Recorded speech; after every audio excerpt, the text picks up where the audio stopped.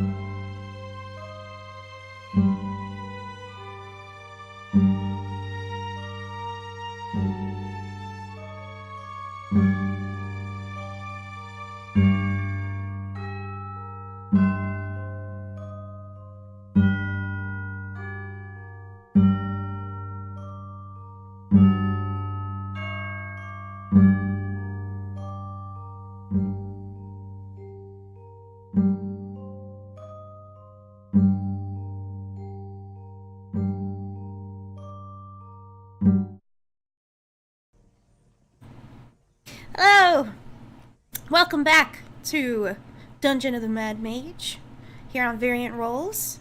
I'm your friendly neighborhood dungeon mistress, Nux, and I will be concluding our adventures in Wyllowood. This is our second and final session, and we're going to go ahead and kick things right off. I'm going to introduce our players, and they'll introduce themselves and the characters they're playing. So give us your name, your pronouns, and the pronouns of your character. Let's start here to my top left. Gregory. Introduce yourself. Who are you playing? Hey, that's me. Hi, I am Gregory, and I will be playing Hadar, the blue dragonborn eldritch knight. And both pronouns for he and I are he and him. Awesome. Thank you. He fights with a big halberd. Oh yeah, what color? He's blue scaled. Did you say that? Kind of, yeah. So he's a chromatic, but he's a good guy. Yeah, freaking annihilating some shit last game. Cool. Anders, introduce yourself. Tell us your pronouns and the pronouns of your character. That's me. I'm Anders.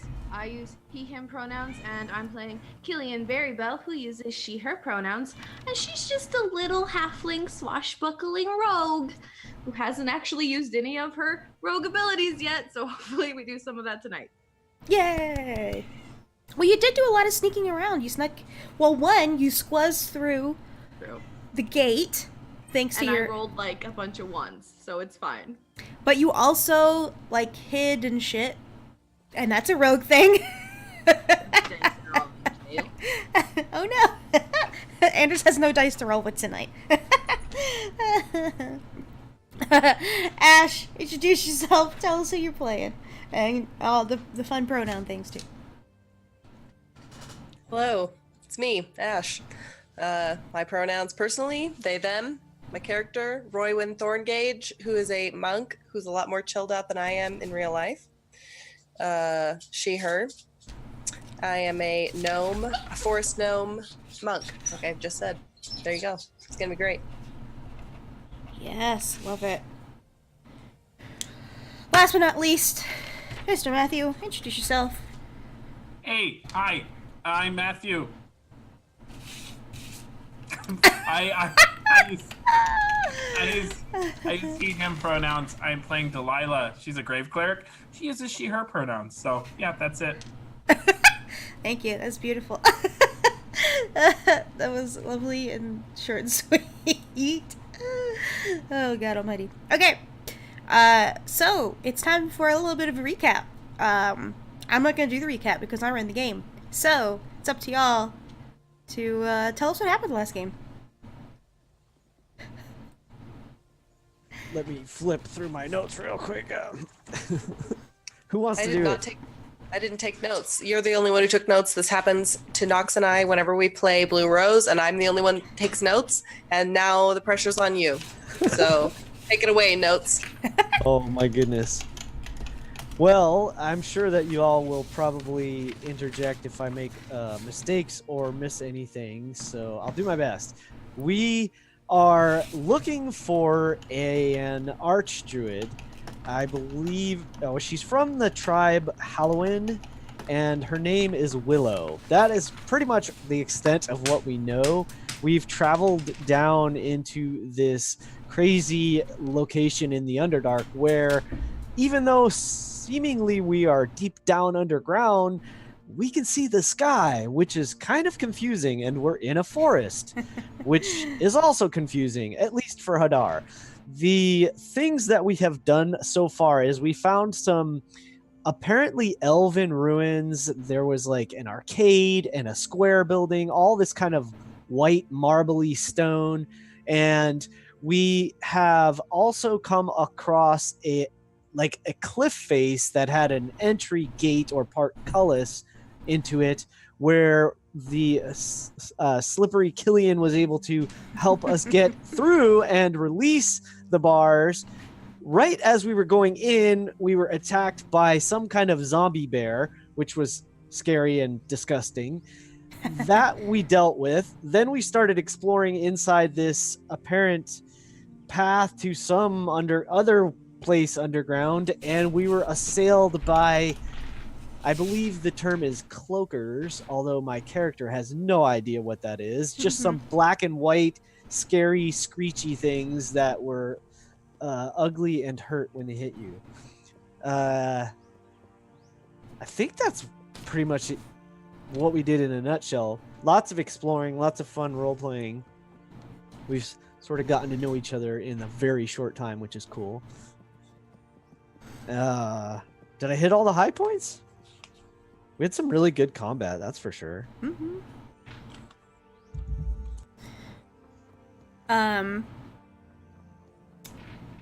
At the end of our session, Delilah, you'll recall that in the periphery of your vision, you saw a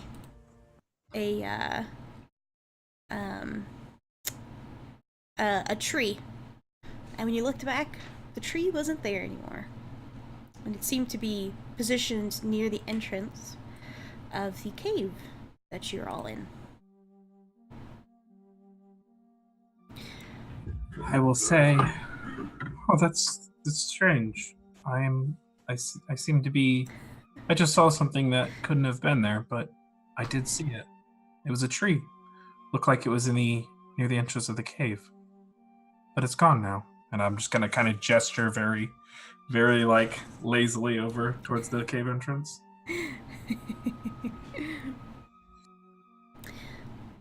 Also, the sun has set. It's dark. You can hear the slight noise of crickets chirping from outside of the cave. Additionally, somehow, a storm has rolled in. And you can hear the rolling of distant thunder and the flash of light as lightning streaks across the sky and illuminates the forest right outside of the cavern.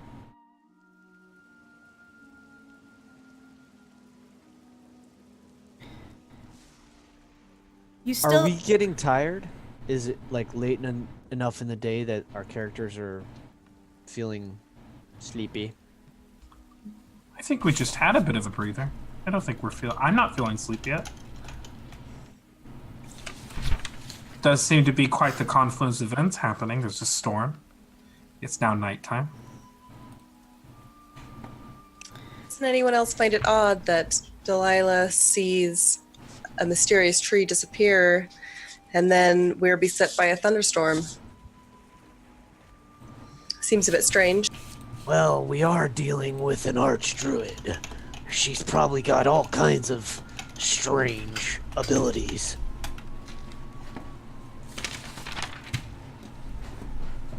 Should we... I feel like we should almost just start calling out to her. I mean, it's the direct approach anyway. I just want to pop in. I'm not really one of the smart ones, but everything here is strange. So, you know, if that's strange, well, also it's all strange. It's just a strange place. It really is. We could try wandering in the dark for a bit and calling out Willow. I've seen crazier plans work.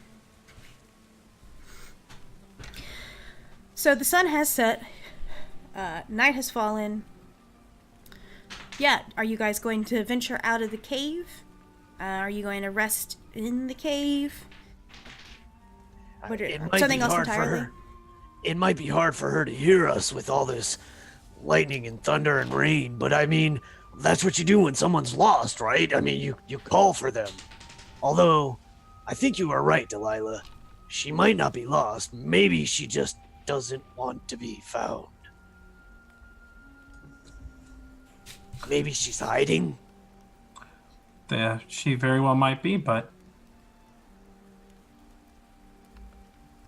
the only thing we can do is try.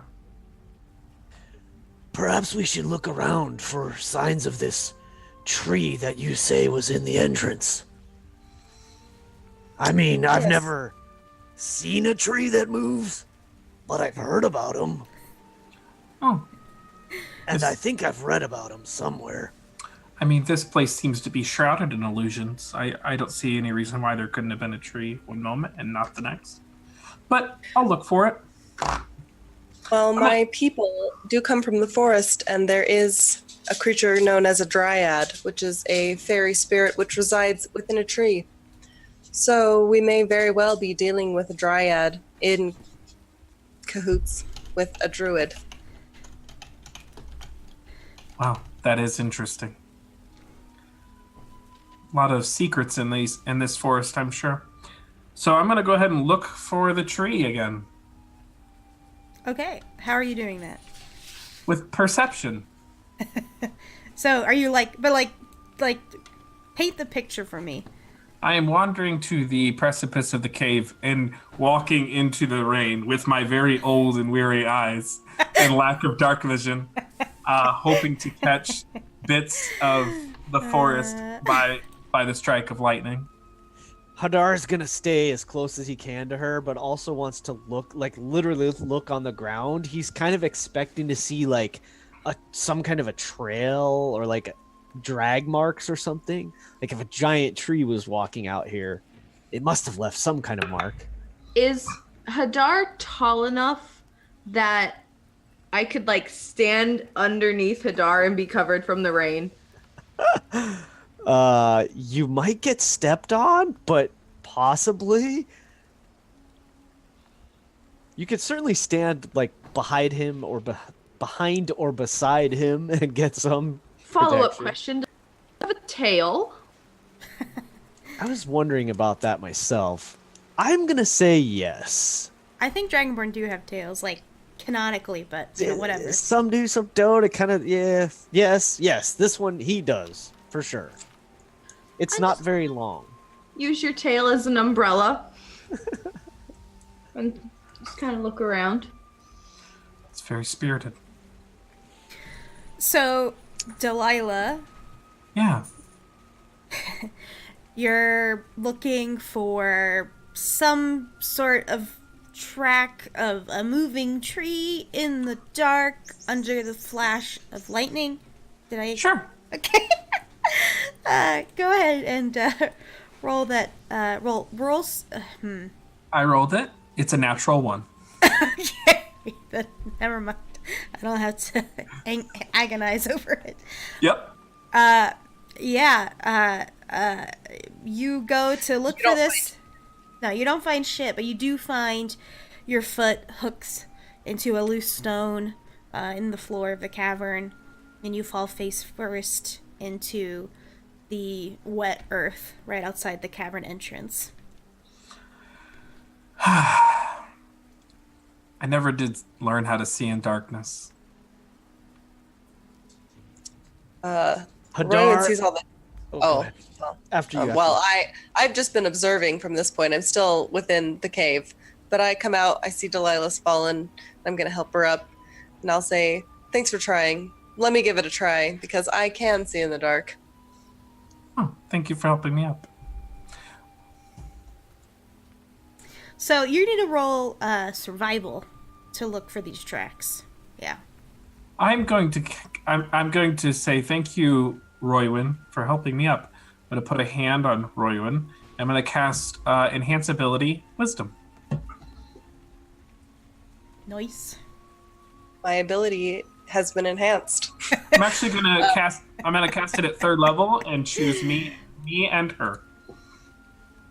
Yeah, that's it. I like it. I rolled a 16 plus 2 for my wisdom, and then plus what now? I got 18 with my pluses, and then I have an additional assist. It's advantage. Oh, what does that mean? I don't. It's been too long. You roll twice, Oh, okay, great. and you take the highest number. But you'll add whatever it says for survival. So that should have like everything already like bundled up for you. Add to your die roll. Plus 2. The first roll was higher by a lot. Okay. So we'll go with that. And tell me what it was again. It was 18. 18. You get down there and you start looking for any sort of sign that's of something making a trail, movement in one direction. Luckily, with the rain coming down, it's pooling, whatever, in the tracks. And you do, as a matter of fact, see sort of what looks like grooves or channels kind of moving through the soft, wet earth, almost as if something was sliding through it. And they do appear to continue further outside the cavern. And if you guys recall, there was a river that you all came floating down.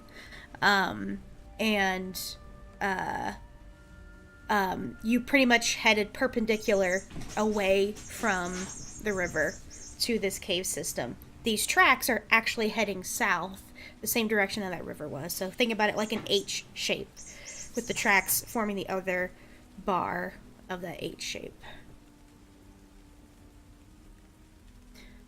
You also hear Killian and Hadar, especially you two, since you're still a little bit more inside the cave than Delilah and Roywin. You hear a familiar sound. This time a little more echoey.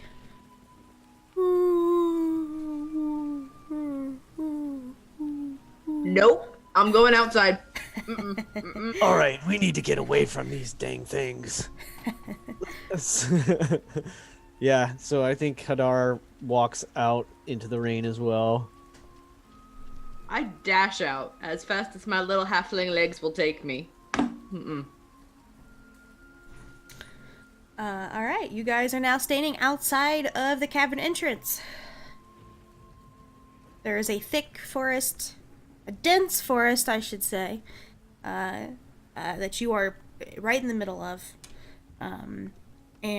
Delilah saw this earlier, and I don't quite remember all who saw it, but you saw a tall tree, much taller than the rest, rising into the sky. That was when you guys were heading towards the cave. I'm pretty sure it got pointed out to all of us. Did it? Okay. Yeah, if Delilah sees it, she usually says something. So Roywin, did you find something interesting there? I most certainly did. I found some tracks. They seem to indicate that something was dragged. I can see the rain pooling in the tracks. Since we can't go back into the cave, I suggest we follow them. We're all out here anyway. Sounds good. Little rain never hurt anyone. Hadar is going to attempt to light a torch. Oh, there's no need for that. I'll cast light at the end of my staff. Thank you, Delilah. That is much better. Yeah. I never learned to see in the dark, but I've always known how to cast a little bit of light in the darkness. You are indeed a light in the darkness. Thank you. And he kind of like claps you lightly on the shoulder and then starts trying to follow Roywyn, I guess, if she was following the track. Yeah, I'll follow Roywyn as well. Killian, are you coming? Yeah, I'm coming. I'll just run up and catch up as I sort of catch up to Delilah. Pull on your hand a little bit. Thank you. I was just going to ask, could you hold my hand? I don't see very well, even with this light.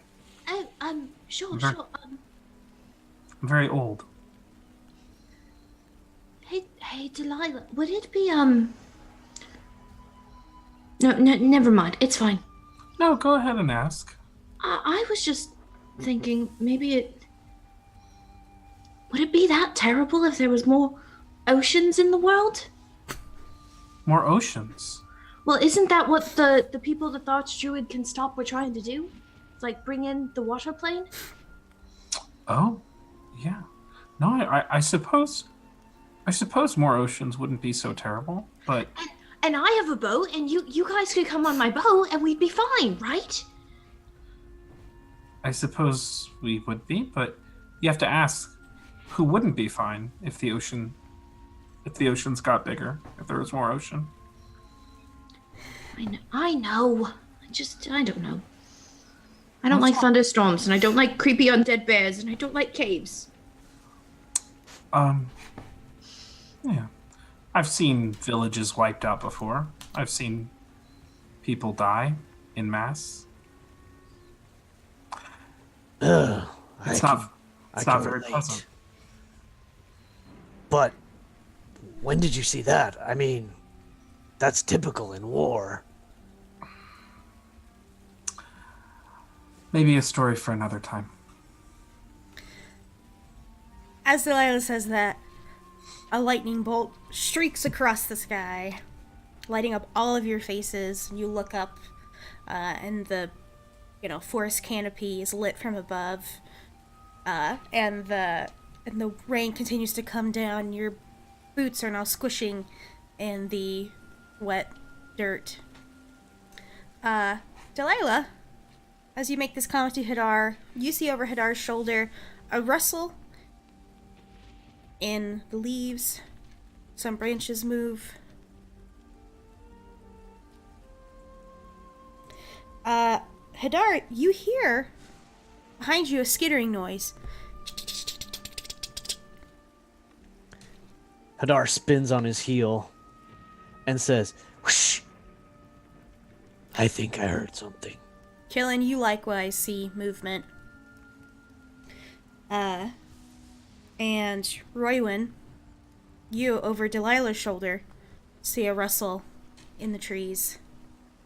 And Delilah, you also hear a similar skittering noise.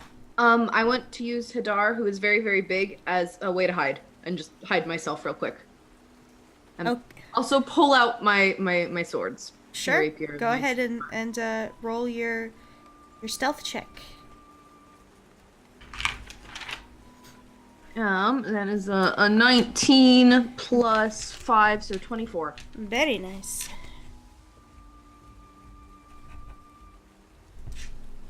Yeah, I'm just going to say, I think we have company. Since I observe this stuff and Delilah talk, I'll just go whisper. I think we have company.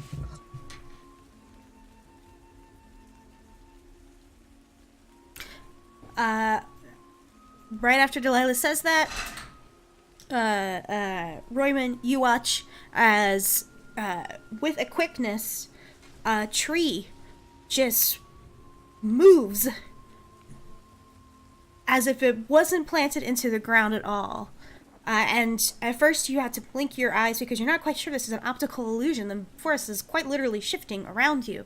But it's not, and you watch as this thick-trunked tree, just as big as the rest, the autumnal colors of the rest of the leaves, the orange and the gold and the purples, just skitter right through the other trees and the forest, and just barrel roll right into the back of Delilah. I'm old. No. Shit, man. Give me 1 second. You're gonna get slammed by a tree for that's 23 to hit. That will hit. Alrighty then. You take 17 points of bludgeoning damage. And I want everyone to roll initiative.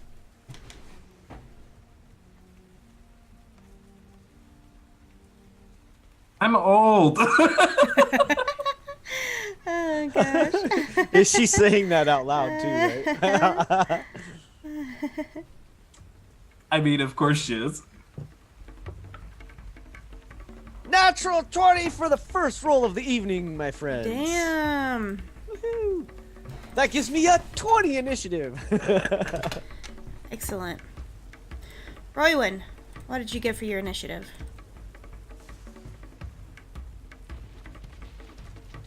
I have a 15. All right. Gillian.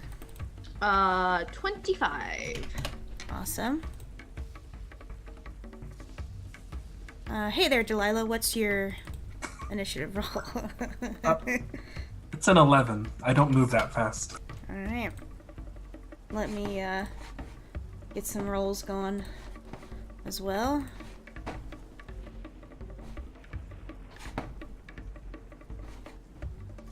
All right. Oops. Don't want that. I knew it was some kind of tree problem happening.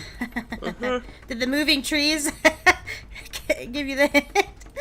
And I'm thinking, oh, it's a dryad. Everything will be fine. Well, that's not always how it works out. Not when they're angry. All right. Killian, you watch as this tree just comes skittering out from behind in the tree line, just bursts right into Delilah. What do you do? Well, that's my friend, and I don't like that, so I'm just gonna sort of use Hadar as like a launch pad to just like climb, jump, and sort of stab at the tree with my rapier. And I think if it hits, I get sneak attack. You need advantage on the roll for sneak attack. I do not, because I have a feat. Oh shit! Called nope, this one, Rakish Audacity. Oh shit! You don't need advantage on an attack roll to use your sneak attack if you are within 5 feet of it. Oh fuck yeah! All right, yeah, you were within 5 feet of it for sure. Okay, so let me at least see if I can hit it first. And it definitely doesn't see you coming. That's for sure. So that's a 16 plus 5, 21. Yeah, you leap right at it. Cool. Okay, so 1d8 plus 5, so 7, and then sneak attack is an extra 5d6. These rogues are insane.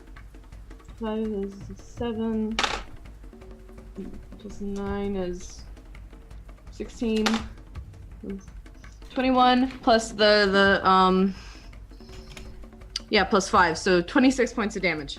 Damn! Hell yeah! And then I'm gonna hit him again with my bonus action. What? Use my Get scimitar it. to go around the other side and stop it! That's my friend! And try to cut like down where the roots are and try to like knock it loose. I don't Yeah.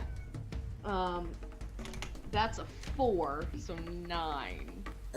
So, you managed to leap at it. Ah!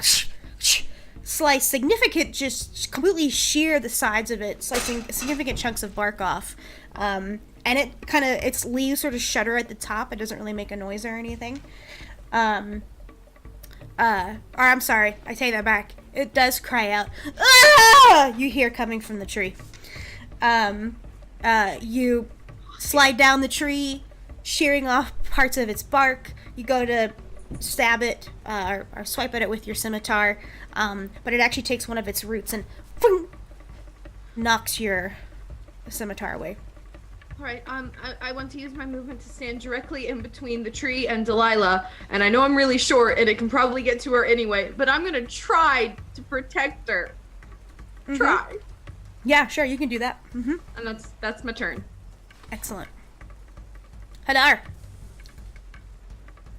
Okay, so in Hadar's experience as a soldier, he's seen evil, he's seen, darkness, but he's also seen creatures or individuals that are just defending themselves. So is there some way he can try to get a sense of, like, is this creature malevolent? Does it seem like twisted or maligned, or like, does it seem like maybe it's just trying to protect the forest or something? Is there a way for him to determine that?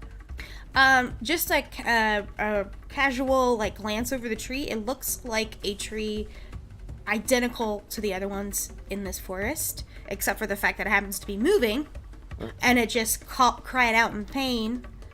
But there's nothing. So we unique actually about heard it make noise. Yeah, it did go ah.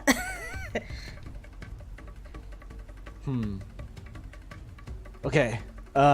Well, if it's, I think he's gonna jump to defense. So I have reach with my halberd.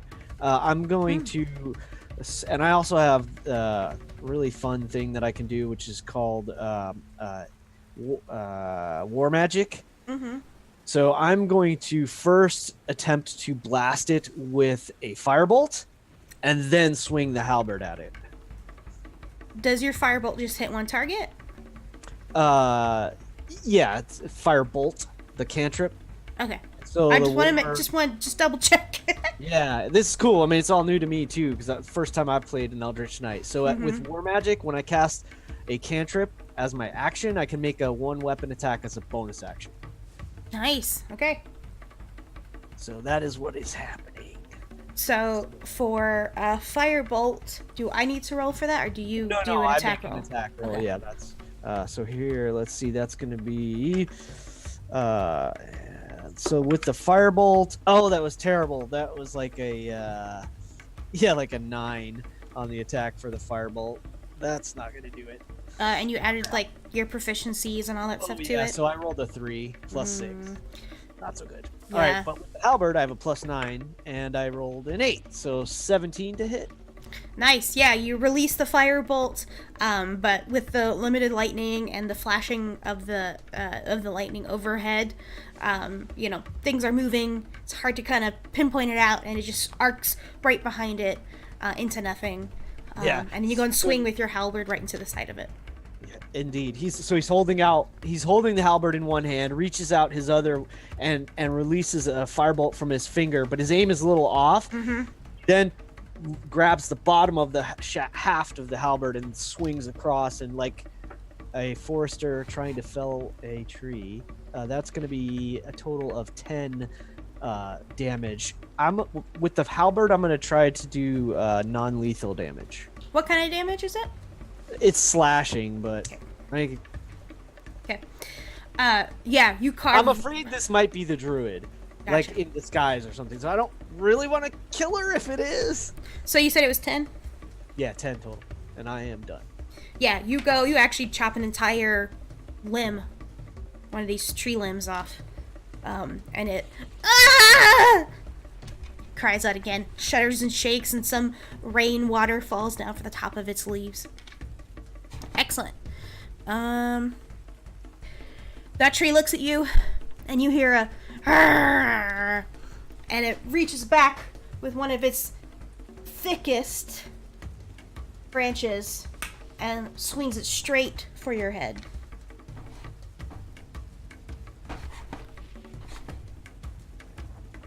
For a 10. I'm gonna assume that doesn't hit. Yeah, it deflects harmlessly off my armor. And it holds its ground. Royman. Oh, your robot voice.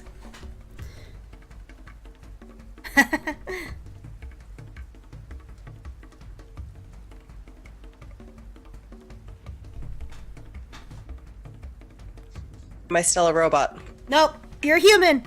Woo! Unplug it and plug it back in. There you Okay. I'm not really sure what to do with this tree because, well, I'm gonna try and punch it. I'm good at punching things. I'm gonna try and punch this tree. There, Punch just that Lila. tree. Punch the tree. All right.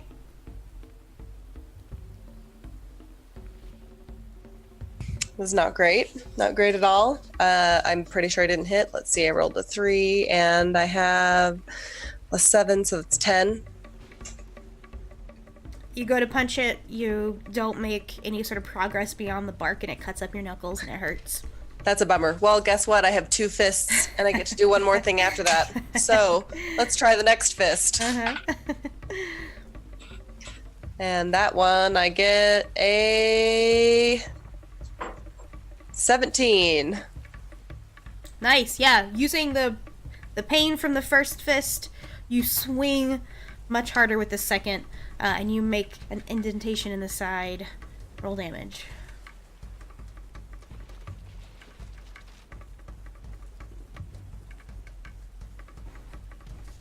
That is 8 points of damage with that fist. Quite a significant portion of this tree's bark has been removed. You've punched off a lot of it.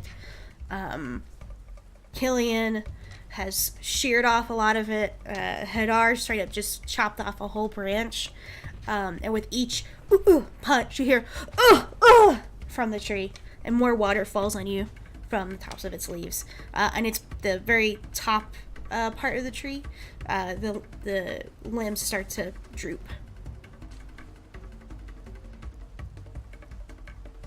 I believe. Let's see. Do I get one more?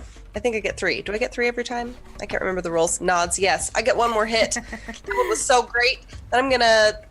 I want to say it's my foot, but I know that it's only with your fists. But I'm imagining it like I did a quick 1-2 punch and then a swing with my tiny gnome leg. Yeah, do it. It's your whole body, actually. Your entire body's a weapon as a monk. Mm-hmm. Okay, I like that. I like that a lot better. Okay, so this time I get a 18 to hit. Yeah, you swing your foot around and land the kick. My foot is not as powerful as my fists, and so I only get 5 points of damage on that one. Okay. You hear a loud crack noise, and you watch as this jagged line forms where your foot made contact with the trunk of the tree. And it lets out this sort of low, painful moan. Oh! Doing anything else? No, that's all I can do. It sounds like it's hurting for certain. Delilah. Alrighty, so I'm going to look at the tree. There's 2 trees. Mm-hmm. I'm going to look at the tree that's healthiest looking, and I'm going to cast Blight. Oh, shit. It is, if it counts as a plant, it has disadvantage on the saving throw. What's the saving throw? Did the second Constitution save, DC 16. Sorry, did the second tree just appear? Yeah. It swung at you, didn't it? I There was thought a that swing, was I- the first tree. I got Oh. confused. We'll say that the second tree has made an appearance. Okay, sorry, Yeah. I got confused. No, it's totally fine. Okay. Spoiler alert. You did know there were 2 trees though. Okay. Yeah, okay. yeah. I just had it in the narrative described it as emerging, but it basically is.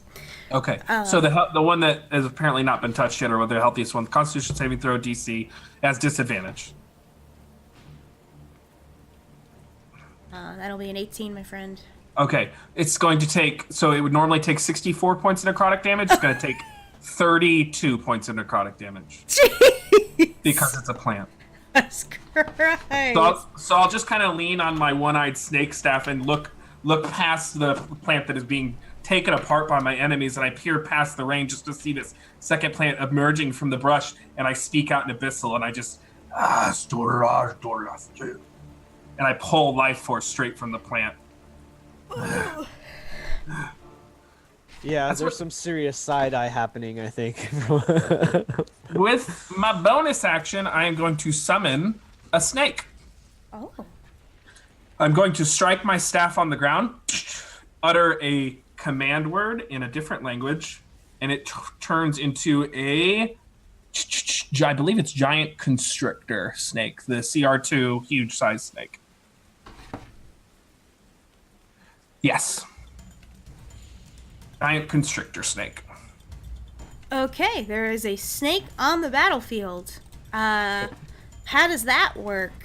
So on my turn, I can mentally command this snake just for free, and I decide what actions it takes.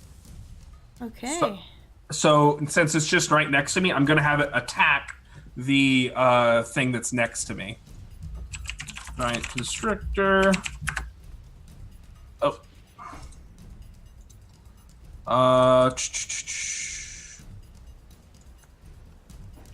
Sorry, I should have had this in my creatures thing. Oh, you're good.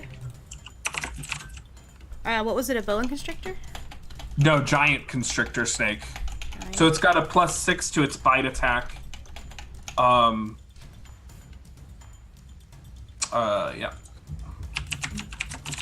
Do you want to roll for the attack, or do you want, or should I? Or how do you want? If you have it up, you can roll for it. If not, I can do it. 20 to hit. Yeah, that hits. Okay. And this is the one that's adjacent to me. Okay. 8 plus 4. It's going to take 12 points of damage. Jeez Louise. And it is now grappled. And while grappled in this manner, it is restrained. So it's going to constrict. Yeah, so your snake goes to clamp its jaws over the trunk of the tree, and it wraps its body around, starts to squeeze, and you hear the sort of final cracking, and the tree starts to fall over on its side. And does anyone, I don't know what everyone's languages are, does anyone speak Druidic? God damn it. You hear the tree as it falls to the ground. It cries out some words. I'm not going to try to make up what the hell Druidic sounds like, but it calls out some words that are completely foreign to you all. I'm just going to hobble back and take I'm going to move back 15 feet away from my snake, positioning my snake between this and the second plant. That's my turn. All right. Excellent. The second tree that was positioned behind Hadar, that Delilah cast her blight on, it skitters forward. It's necrotic damage, right? Is that what blight is? Yes, it was 32 points of necrotic, yep. And you see that part of the tree is just black, and some of the bark is peeling off along the side of it. It's as it skitters through the forest and towards you all, some of its leaves, black and dead, fall to the ground. It's going to go ahead and strike out at Delilah, since she was the one that did this damage to it. And it's going to wrench a limb back, and you hear the sort of groan of wood as it flies towards your face. Okay. Instead, what it does is it completely misses you, way over swings, and manages to knock down some trees behind you all, and you just watch as a row of trees just like dominoes just fall in this forest. Killian. Okay. I'm just gonna attack it again. Yeah. I'm gonna just sort of run up and try to jump up into it so I can like stab down into where that sort of blackish necrotic damage already is. All right. See if I can get my rapier to just sort of stab into the gut of the tree. Yeah. Yeah. Ooh, that doesn't look too good. 15? You make your leap at it with your weapons. You think you're gonna miss, but you land right into it. Yes. Okay. And is the tree? Well, I think I get sneak attack because if it's right next to Delilah, she counts as an ally, right? So I get my sneak attack on it, I believe. Yeah. Okay. Mm-hmm. So that's 3 plus 5, so 8 points of regular damage, and then What kind of damage? Sorry. Why in the world does it say? It's just saying. Piercing. Probably Sorry. piercing. Rapier. It's just Piercing. And it was how much? Sorry. 8. Your rapier, you stab into it, and it doesn't seem like it's doing as much damage as you would expect your rapier to do. And it looks like it's just because of this sort of like thick bark I still get on the sneak side of the attack. tree. Though. So it's also that was a terrible sneak attack roll. Oh my goodness. I also do an additional 12 because I rolled 3 1s on my sneak attack. And what kind of damage does that do? That is also, I assume, still piercing because it's the same. Yeah. Same thing. It doesn't seem to. You're not. It seems like that sort of tough hide, that is its bark, makes it difficult for you to pierce it as effectively with your rapier as you would expect to. Okay, then for my bonus action, I'm gonna attack it again with my scimitar and just sort of try to cut a branch off. and, like, Damn. sort of up in it. Yeah. That's a little better. 18, which I think hits. Yes. Mm-hmm. That is. 11 points of slashing damage. Nice. It screams out "Ah!" as your scimitar just shaves a long piece of bark right off of the side of it. It was how much? It was how much damage? I'm sorry, 12? 11. 11. And I'm gonna stay up in the tree, just like up in the branches, like in it. It feels very precarious up there. You feel the tree sort of like wobbling back and forth, and the upper canopy that is its upper limbs starts to droop and sag. Nice. Hadar. So, seeing that Delilah just annihilated the other tree, and Killian is doing her best with this other one, he sort of looks to his friends and says, Could these be the minions of Willow? Are we making a mistake? and he's gonna hold his attack to see if the trees attack again. If they look like they're going to attack again, then he's gonna make a strike. Okay. Alright, I'll let you remember that. Roywin, what do you do? I think Hadar might be onto something, so I would also like to hold my attack to see what the trees do. Alright, so you had to pick a specific trigger. So is it going to be if the tree looks like it's attacking, you're going to go in for a strike? Yes, that is correct. That's what I'll do. Alright, excellent. Again, I'll let you remember that. Delilah. I like this scene that's happening. I am going to go ahead. I'm looking around and I see my allies taking a defensive stance. I am drenched. I am old. I am damaged. And this tree is advancing. It doesn't seem to be wanting to stop. So I'm just going to point a finger at the tree and cast Toll the Dead. Oh, shit. Wisdom saving throw DC 16. What kind of saving throw? Wisdom DC 16. That'll be a 10. All right. Since it's taken damage, it's going to take 2d12 plus 4 necrotic because I have potent cantrip. Jesus Lord. Oh, terrible. 10 points of necrotic. And then with my bonus action, I will cast a healing word. Oh, sorry, go ahead. Tell us how you take out this last tree. I just look at the tree back. I'm gonna look at my allies and say, nature is just as cruel as the humanoids, and I'm gonna cast Toll the Dead on it. Don't pity them. As the sort of like gong happens internally, and this tree just turns to black.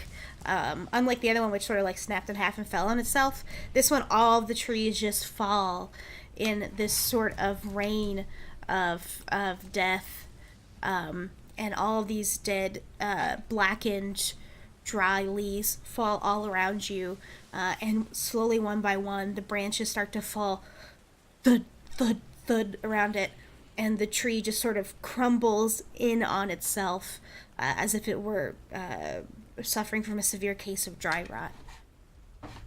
I'm gonna leap out of the tree as it's falling apart, and be like, catch! And leap towards Roywin, and just like. What do I roll to catch that? I'm pretty dexterous. Are you gonna try to catch Killian? Yeah, she's jumping towards me. She's trusting me. This tree's rotten beneath her. I've got to try. I think that would be an athletics. Are you sure it's not acrobatics? Because I don't remember. I don't remember the difference. I don't know which one it is, but I have chosen acrobatics. Go for it. Roll acrobatics. Okay, thank you. To see how quick I am, maybe I do like a quick duck roll and then like yeah, do that monk shit.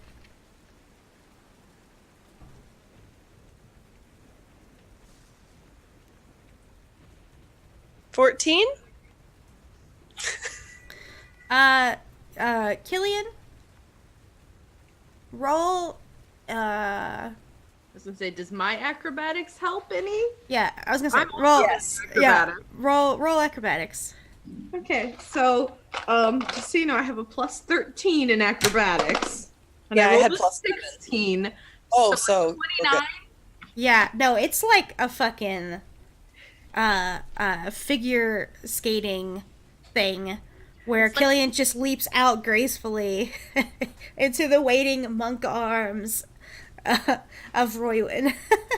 I'm imagining I like duck and roll a little, but I slid in the wet ground and I'm like, oh, but then Killian's just like some kind of dancing angel, like, ah.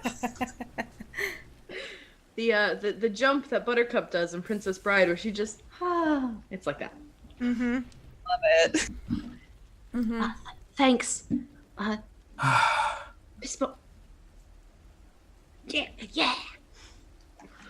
That was very inspired, you two. I'm gonna walk up to my giant snake, one-eyed snake, that is huge size. So it's like 13 feet tall, 26 feet long. It's fine. And I'm just gonna put my hand up towards it and give it like a little scratch under the chin. And I'm gonna whisper to it. I'm gonna say, "You did very well. Your mother is very proud of you." I'm gonna turn it back to staff form. All right.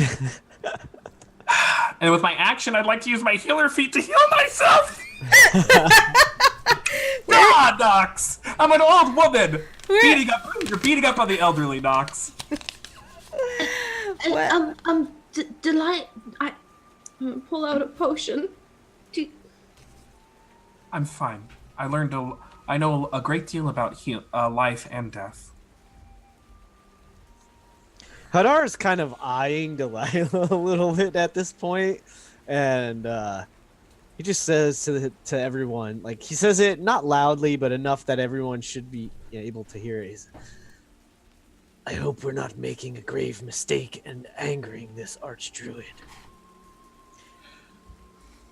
I would judge by the actions of her followers. She's already very angry.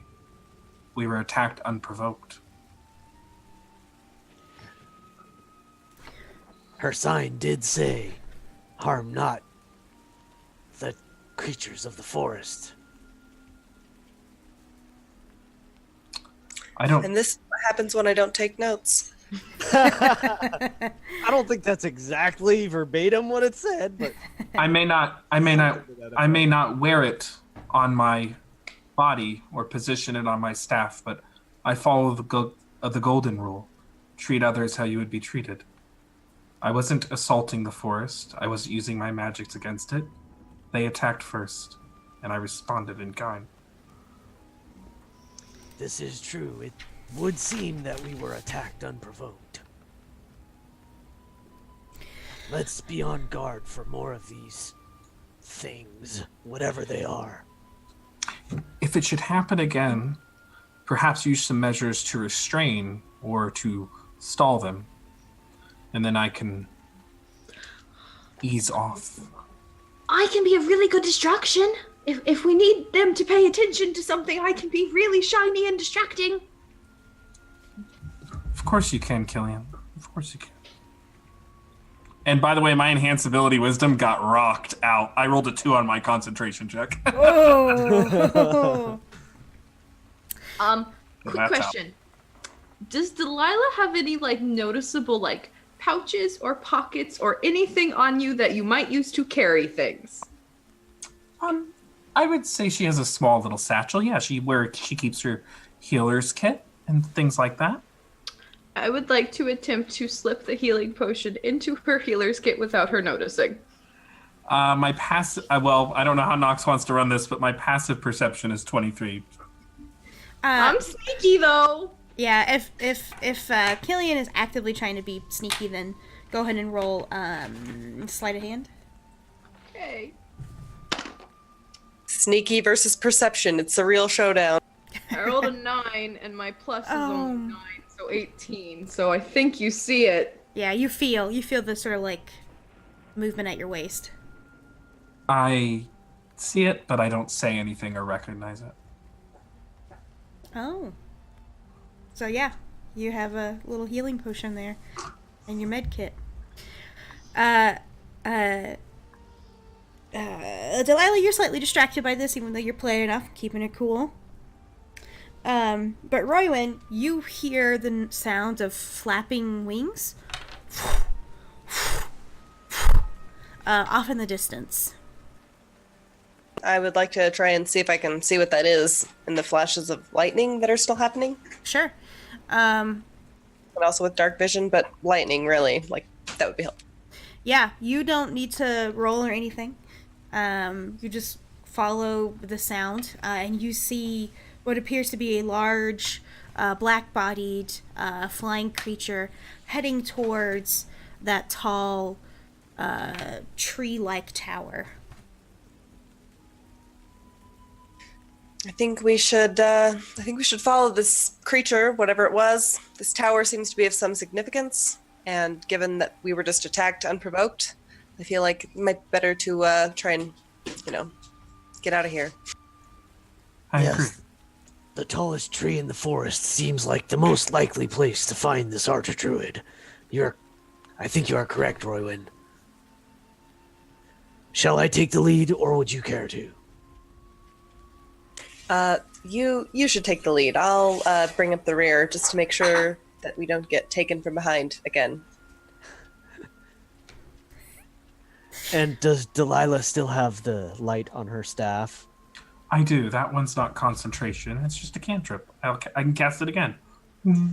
So Hadar just starts, in as best he can, he's going to try to head towards the largest tree. Yeah, and this is not a challenging thing for you to do.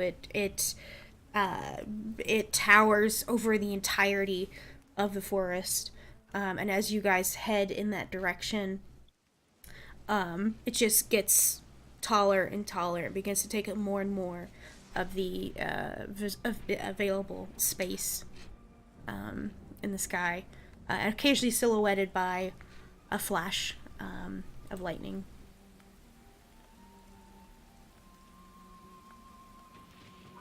The imagery here is just so good. We're like in this road, and I'm like an old woman hobbling along trying to lead the way. We're following a black winged beast towards a tower. Oh my god!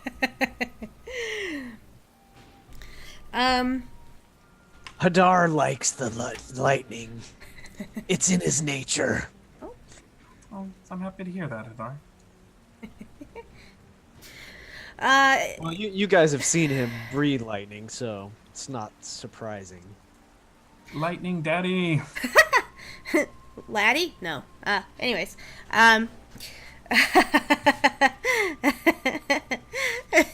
Anders.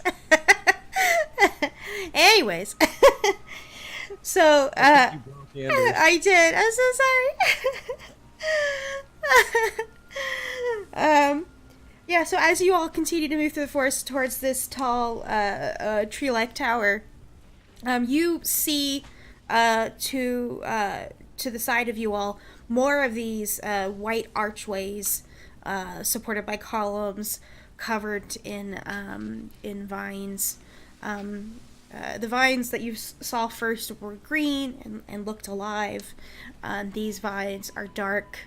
They're not really like falling off of the archways and the columns, but they don't possess that sort of green color that you would expect plant life to have.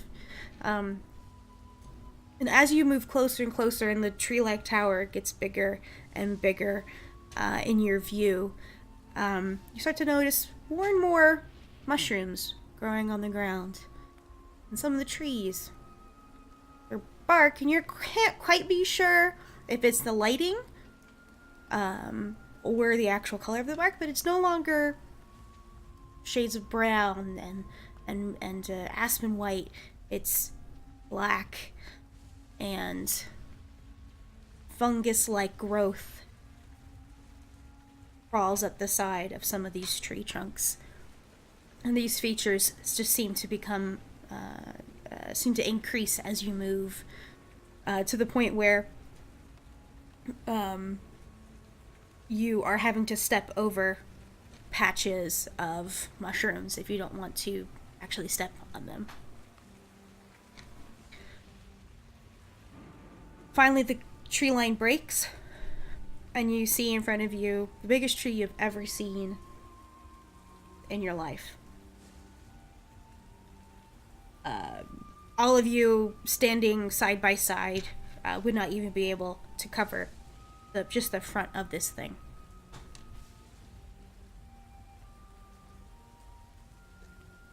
I'm from the forest, and I've never seen a tree like this.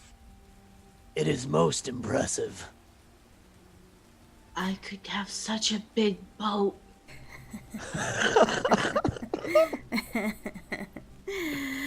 I don't think the forest likes that idea, Killian. I think I heard it just moan and groan at us. It would certainly take some time to chop that thing down. Ooh. I bet the forest doesn't like that word either. Chop.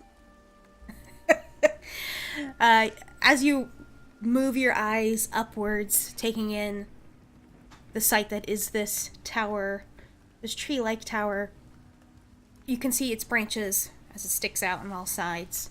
They are huge, big enough to be an entire walkway that you could walk comfortably across. Underneath them, you see these black shapes. As the lightning flashes and casts a glow on these figures. They look kind of like bats, just hanging upside down, attached to these trees, to these tree limbs. Is that what you saw flying, Roywin? I believe it is. It looks the same to me, as far as I can see in this rain and thunder and darkness. I would prefer to avoid entangling with them. Does anyone see any way into the tree, or anywhere this druid might be living? Does the tree have any sort of like visible root system down at its base that maybe could be like climbed under, or some way to like, get to maybe the core of it? You do see sort of like the rolling of a tree root that has come up out of the ground and then goes back in it. There's a couple of those around. It's not a huge amount. Now, you are facing one side of the tree.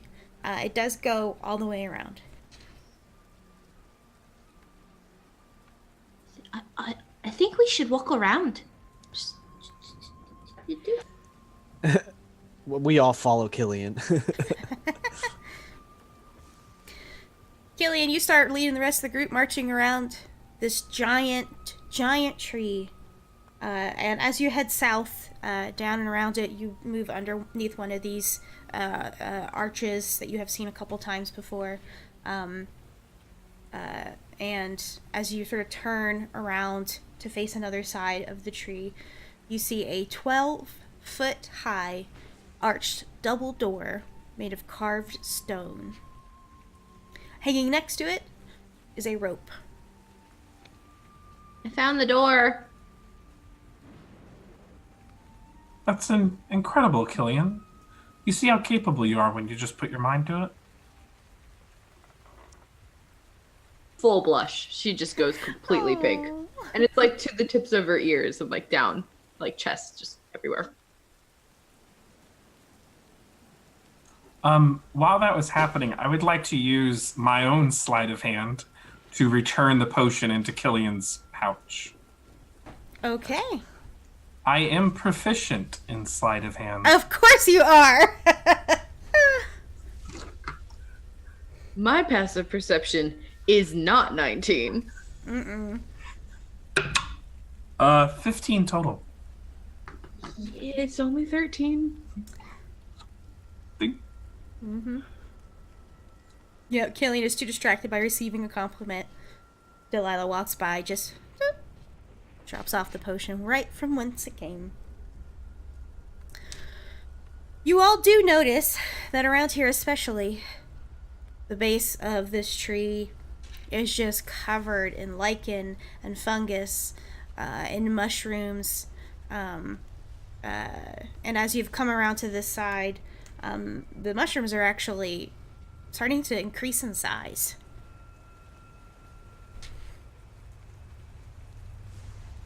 Killian and Roywin could probably use them as seats. We're getting closer. I want to sit on a mushroom. I am growing more concerned that this willow has fallen prey to something foul. What kind of archdruid would allow themselves to be surrounded by such corruption and rot? This does not make sense. Well, I've seen this kind of thing before. Not exactly this, but similar in other people of other professions. I don't know the whole story, but I think that this person is fallen down a very, very dark path. I think they've lost their way.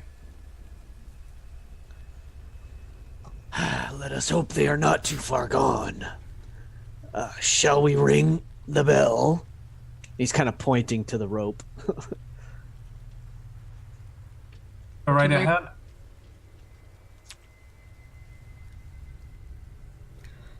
Hadar will pull the rope.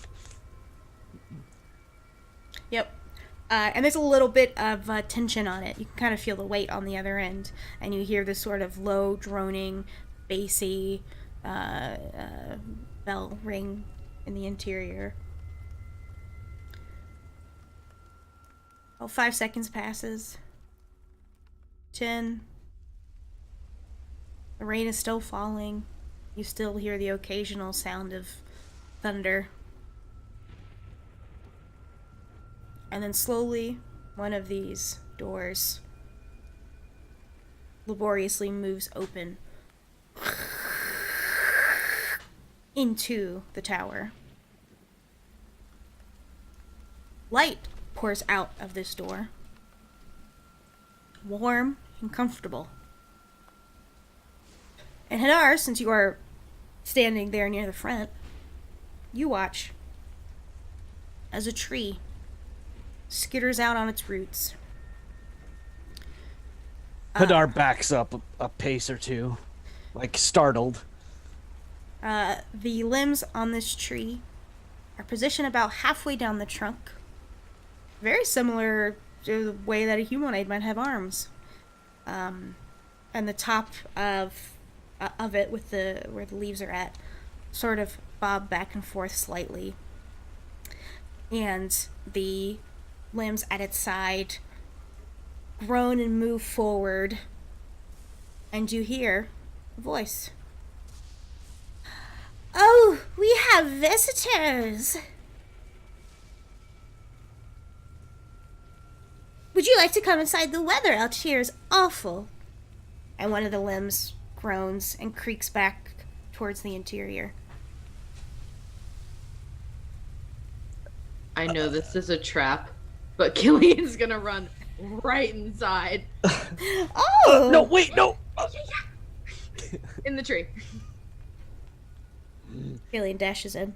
Hadar looks to Delilah and then Roywin like, well... We can't let her go by herself. We've got to follow her now. Yeah, so Hadar kind of double times it after her. Roywood does the same. I will hobble in. You all do this. The tree does not stop you. But they do skitter back into the building. The door closes behind them. And you all look around to this room you are in. Which, let me see what room that is. One moment.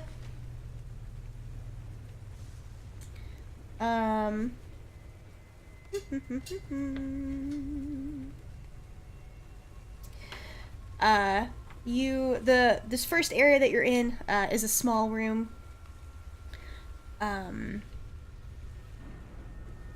The tree skitters in behind you. The floor is stone. The interior of the walls are a combination of stone and bark. You don't see any source of light, but this small room you're in is a light with a warm orange glow. Dust particles occasionally float around.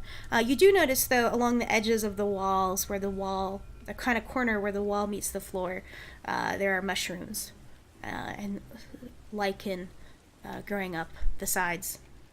The tree approaches behind you, and it sort of shakes its arms around as if gesticulating while it speaks. I am Hallis Tree. I am Willow's assistant. We've been aware of your presence here. It's extremely convenient that you should come to us, because eventually we might have had to come to you. If you'll come this way, Willow is waiting to see you. And she gestures towards a door on the other side of the room. What was your name? Hallis Tree. Hallas? Hallas Tree. Thank you.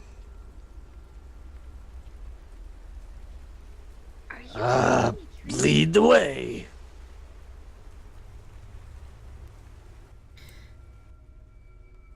And inside here, the sound of the storm outside fades away, much more muted.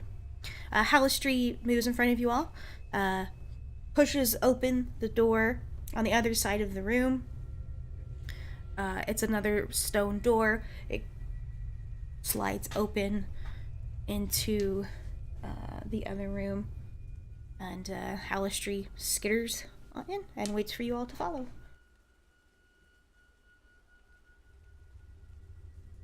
Let's follow. Yeah, we would go I'll- right in, I think. I'll say to Hollis, like, how long have you been Willow's assistant? And the tree looks back at you, like, as they're passing you, make this comment before they open the door. Oh, that's a great question. I don't really understand time. I just know the sun rises and the sun sets, and I continue to serve Willow at her pleasure every day. Interesting. She opens the door. You all follow in. The second room you enter is significantly bigger, almost as big as the entire base of the tree.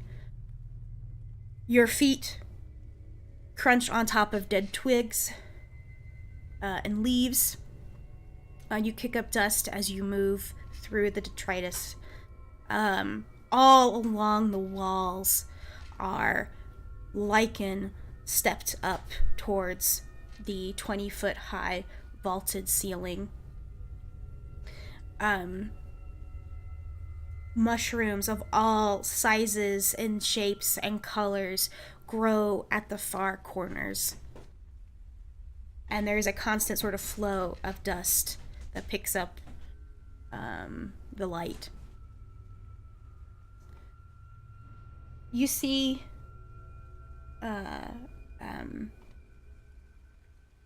sort of flanking sort of the middle, framing sort of the middle area, are columns carved out of stone, various images carved in relief into them. And on the very far side of the room, there's sort of like long, even though it's wide, it's still longer than it is wide. On a slightly raised dais, whatever, a platform, is a throne made of crystal, and it sparkles in the warm light. At the foot of this throne is a large black cat with 2 tentacles coming out of its shoulders and sort of just resting around the side of it. It has pointy black ears, and its tail waves behind it. The eyes of the cat lock onto all of you, and only the eyes follow, not the head, as you move across the room. Seated in the throne is a tall, willowy, elvish woman with pale, nearly white skin, long fingernails, black, that fade into the white of her fingers. She wears a long black robe, tattered at the hem, and her face is gaunt and thin, but still somehow beautiful. The most alarming part of this elf's appearance is that all along the side of her face, it's covered in that shelf-like lichen, and it moves down her neck and into her clothing. She sort of rolls back into her shoulders, her hands long, curving over the ends of the arms of her throne. Hello. It's nice of you to finally properly introduce yourself. What are you doing in my forest, and why are you killing my creatures? Willow, I presume? You would presume correct.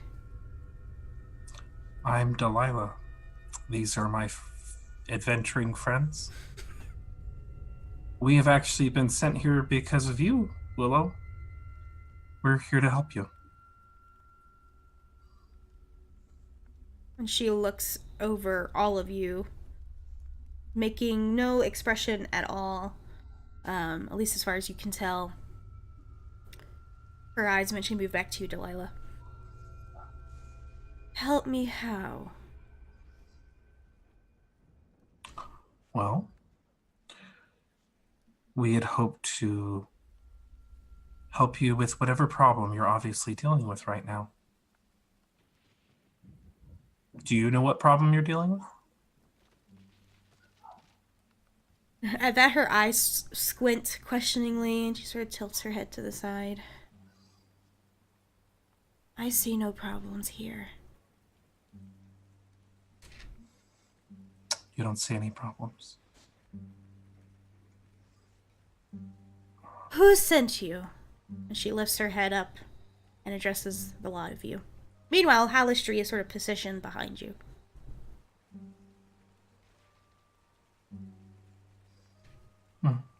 Someone who's very concerned about you. That's who sent us. Her eyes snap back to you, Delilah. I haven't known anyone to be concerned about me in a very, very long time. Well then, it's a day for changes because there's at least 4 of us here who are concerned about you. Why are there mushrooms growing out of your face?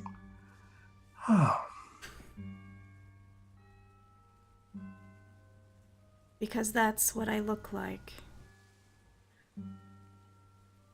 Are they like edible mushrooms? Do you just like snap them off and is it like a food thing?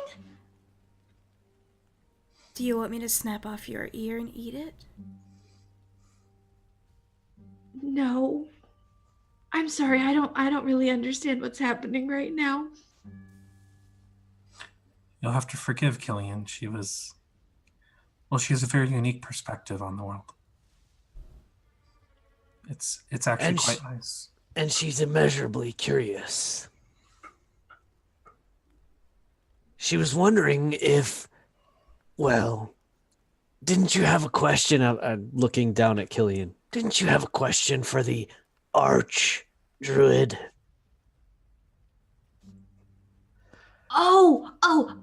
There's a sword that I was told about. Do you have a sword?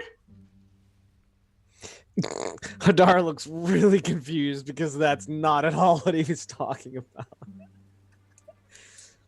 What does your sword look like?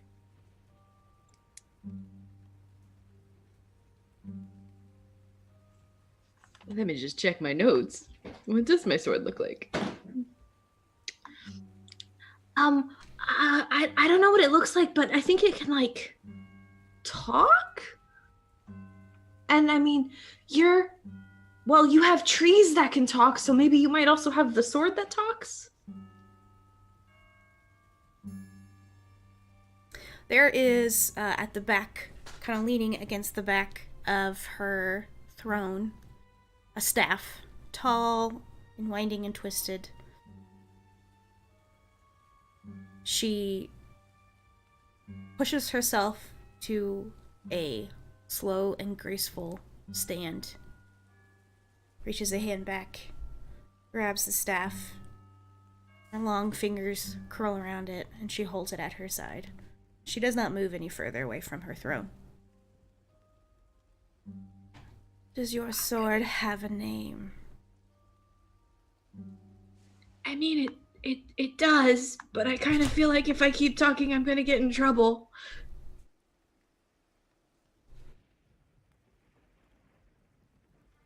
She sort of lifts her heads up and looks down at you all, down her nose, at you. We were sent here by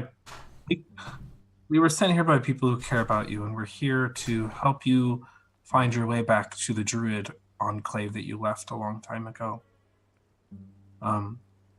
We understand that you are involved in some sort of water ritual or a water plane event.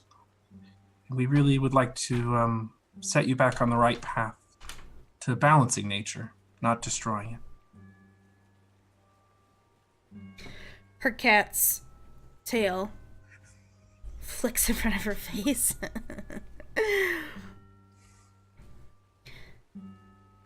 I have not seen the surface world in a very, very long time. This is my home. I will never leave. I cannot leave. And anyone that has ever tried to help me has only ended up dead. This fort... People can come back from the dead. Oh, I know. It can? I didn't know that. They can, Killian. If we survive this, I'll tell you all about it. Perhaps you could tell us more, and we may be able to find a way where others have failed. Yes, we're quite creative.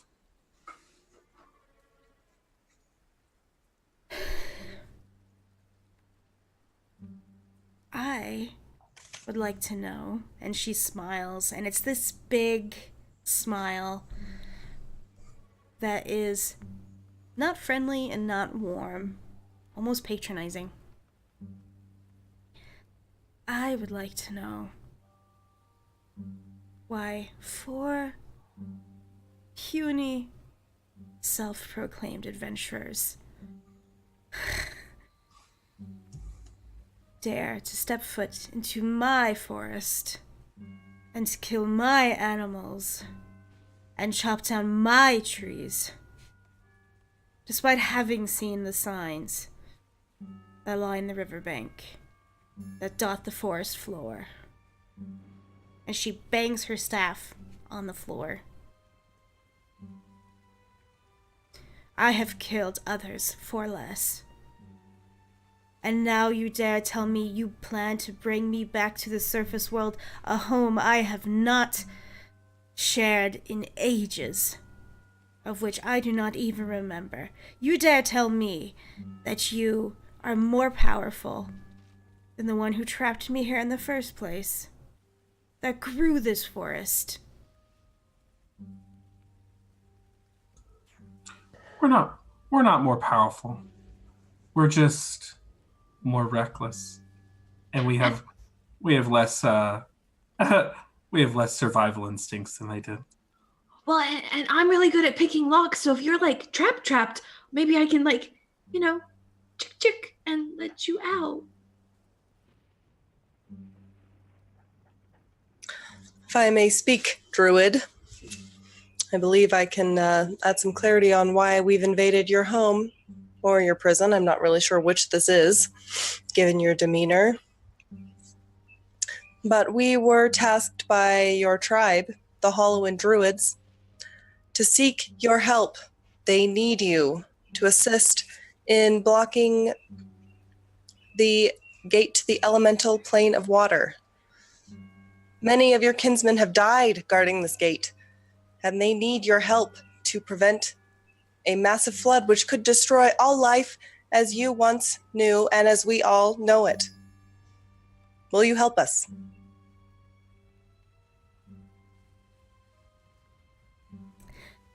We're gonna go ahead and take a break before Will gets a chance to answer that question. Oh, that's a nice spot.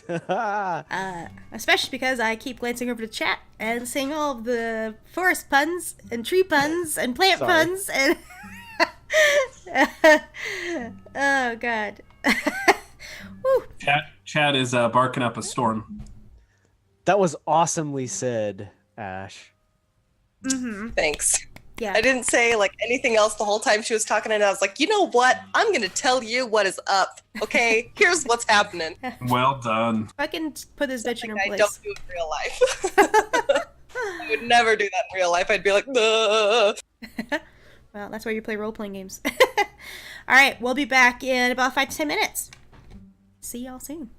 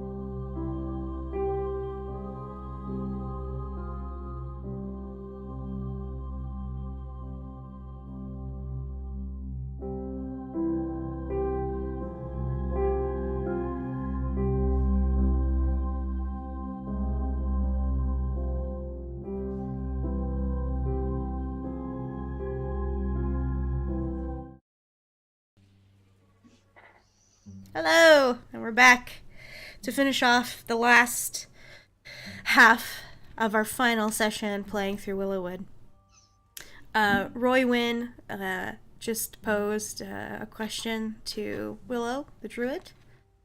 You want to let the rest of the kids in the class know what that question was again? I'd be glad to. Willow seems pretty upset that we came in and hurt the members of her forest and woods. But we were attacked without provocation. We were just here investigating what was going on, and we were sent here by Willow's family to get her because they need her help. Many of her kinsmen and women have been killed by a mysterious ailment, and they need her help to protect the gate to the elemental plane of water. And we came here to ask for her help, and this is the kind of reception that we've gotten, and I'm just wondering if she's going to help us or not. We just came to ask for help, and are you going to help us?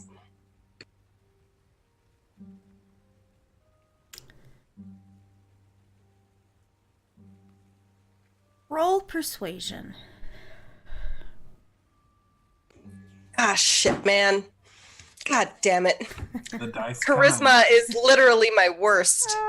Okay, it's like I get a -1 in charisma. I am not great. I'm very blunt and not persuasive, but let me give it a try.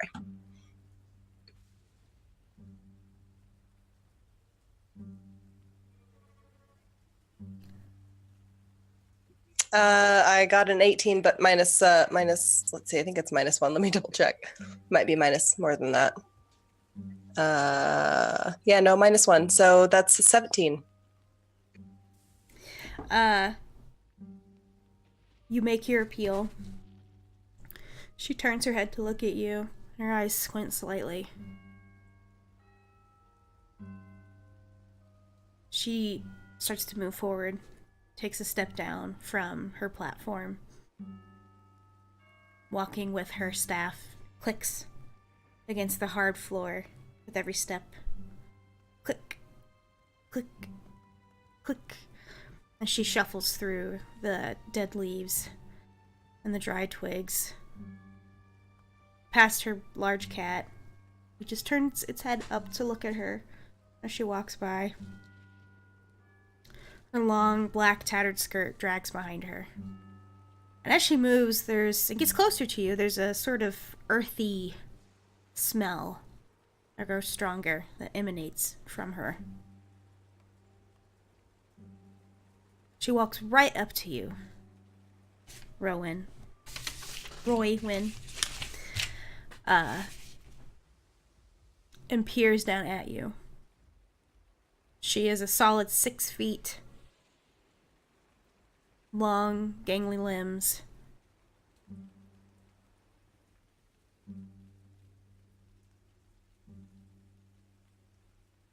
All things die.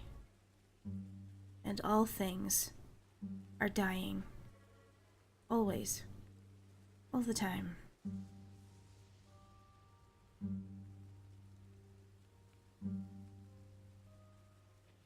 How do you propose that we get back to the surface and all the way back to a tribe I haven't seen in a very long time?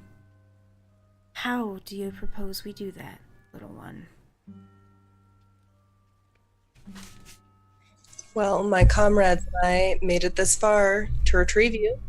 Isn't it plausible that with your help we could make it all the way back?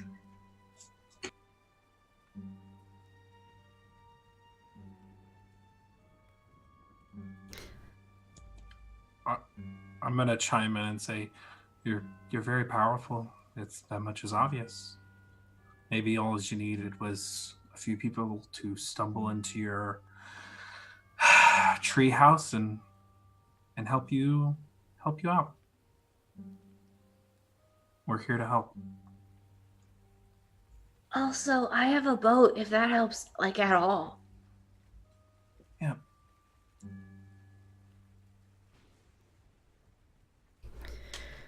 You hear from behind you the voice of Halistry pipes in. Miss Willow, do you think this is really such a... all things considered, you know? And the druid looks up at the tree. And she smiles at it, and it's a gentle, warm smile. She speaks to it almost as if speaking to a child. Oh, Halistry. Perhaps I can take a chance yet again. And if I must dig 4 more graves and 4 more graves, I will dig. And she looks back down at Roywyn and Killian and over at Delilah and to the Dragonborn Hadar. Fine. If you can get me out of this place that I have been trapped in for a very long time. If there is something different about you compared to all the others who have come before, then lead the way, and I shall follow.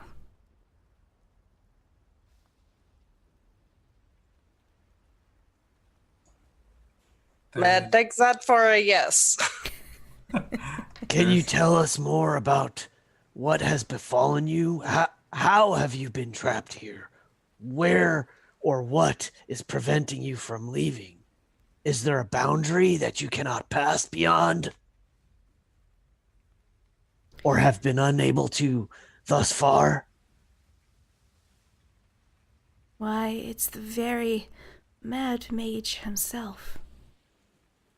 Who else do you think would be so powerful as to create an entire forest and sky than him?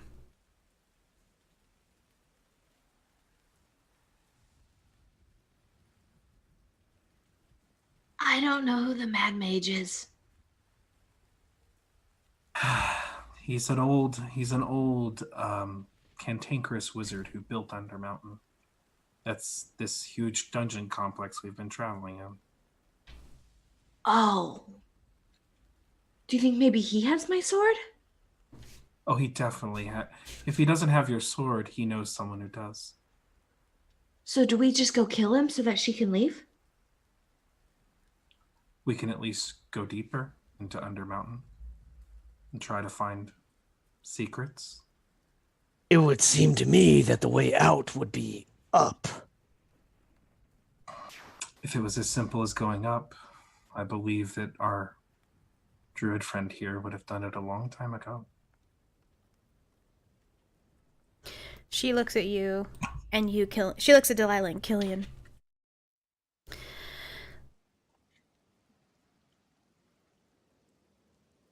If we are to leave this place, then up is the way we shall go. If we even get so far as that, before Hallister catches wind of what we're up to. All right.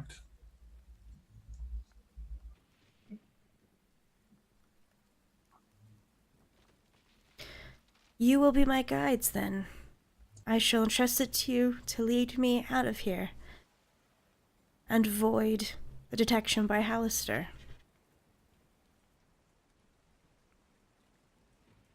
And she steps back and looks back at her cat and lifts a long, bony hand to gesture at it to come to her side. And it slowly rises, stretches out its back. You see it sort of shiver, and the shiver travels up through its tail. And these 2 long tentacles with diamond-shaped spiked pads on the end rise over and just sort of hang out there. And it moves its way over and stands by her. And she gestures towards the door. Does your cat have a name?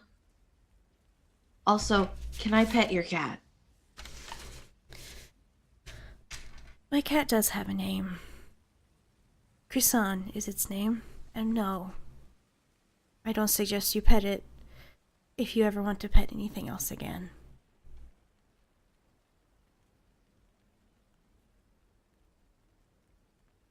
I will resist the urge to pet it anyway. What do you do? Try to get out of this joint. Have we seen anywhere that I mean, because the river we traveled down was taking us down here. Do we think we could try to go back upstream and literally just backtrack? Yeah, you can definitely try. We could. We couldn't. We couldn't take the river. I think that would be a lot of effort. But if we walk along the riverside, follow it backwards, might work. Well, it went through a tunnel, so we'd have to get into the water or on the water.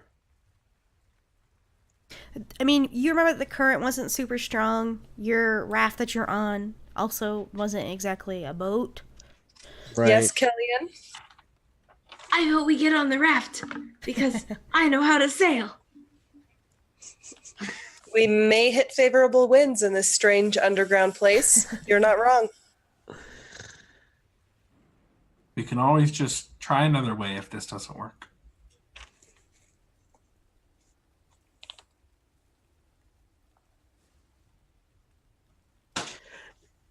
Willow, do you have any means to aid us in traveling along the water?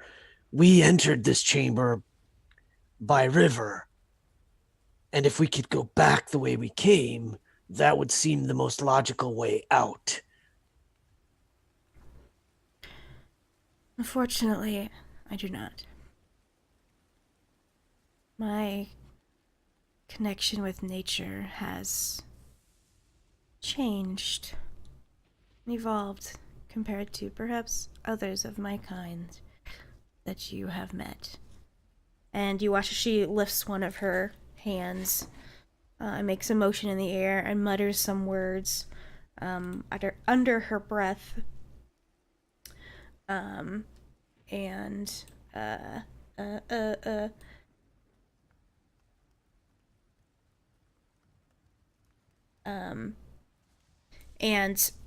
you watch as this green stem emerges from out of her palm, and leaves kind of pop out of the sides, and what looks like a flower starts to bloom. But at the very base of the stem, it starts to blacken and rot, and the flower shrivels down and closes in on itself. And from that, a little mushroom pops out of her hand instead. This is all that I am capable of now. She just lets it fall out of her hand and tumbles to the ground. I think I understand.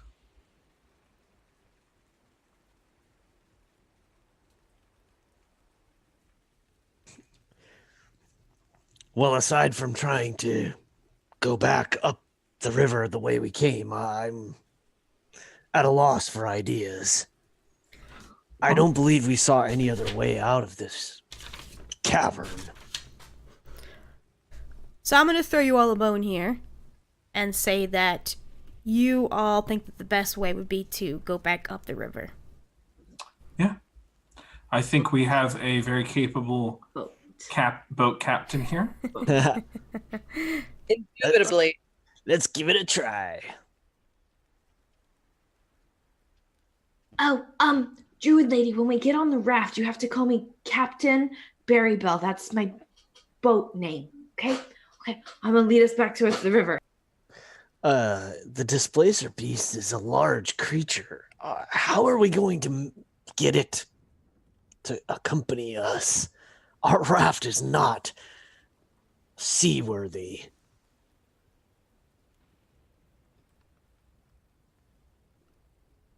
I suppose we could try to fashion something more sturdy. Can we build a bigger boat? The question, Killian, is can you build a bigger boat? I mean, there's a lot of wood here, but she might not like me chopping it down and using it. Worry not. I can take care of Krasan. Boat. Go into the boat. Has it been long enough for Lost spoilers? Because I feel like if there's a really great boat I could make here, but you know. Yeah, it's been like, what, a decade? never know, okay? I think that's the official cutoff. 10 years. You I gotta... didn't watch it, but I won't be upset. Oh, I have a mechanical question. I apologize for interrupting. Yeah. Last session we were given some of us were given extra HP. Has that worn off? No, it lasts for 8 hours. Oh, 8 hours. Okay, I thought it might just be like an hour. Yeah, not even a day has passed. Yes. And that's why Delilah said, I'm not tired. Why are you all tired? What is this? So I guess we're gonna make our way back to the river first thing. Yeah, let's make our way. All right. I hobble onward. Halistry walks you all out. Willow walks behind you, with Krasan walking at her side. Yep. No, go ahead. Sorry, go ahead. No, what were you gonna say? Well, along the way, because now something's bothering me. Tell me, Willow, why is it that your tree, if Halister is your prisoner, why is your tree friend named Halistry?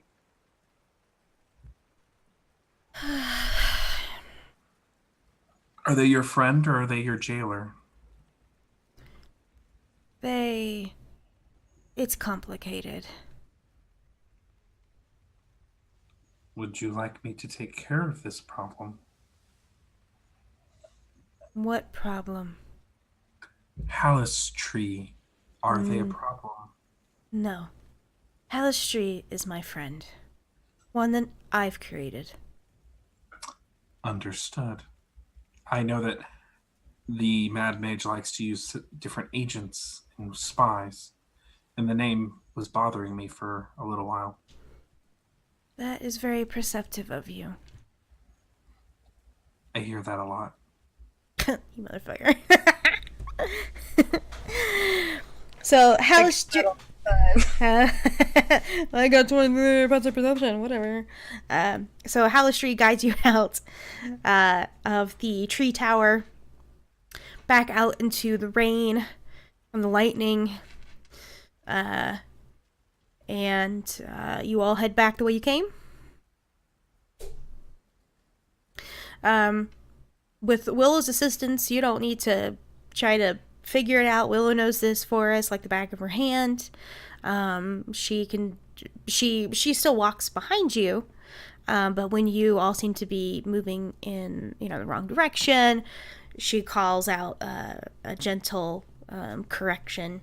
No, we need to head more south, whatever.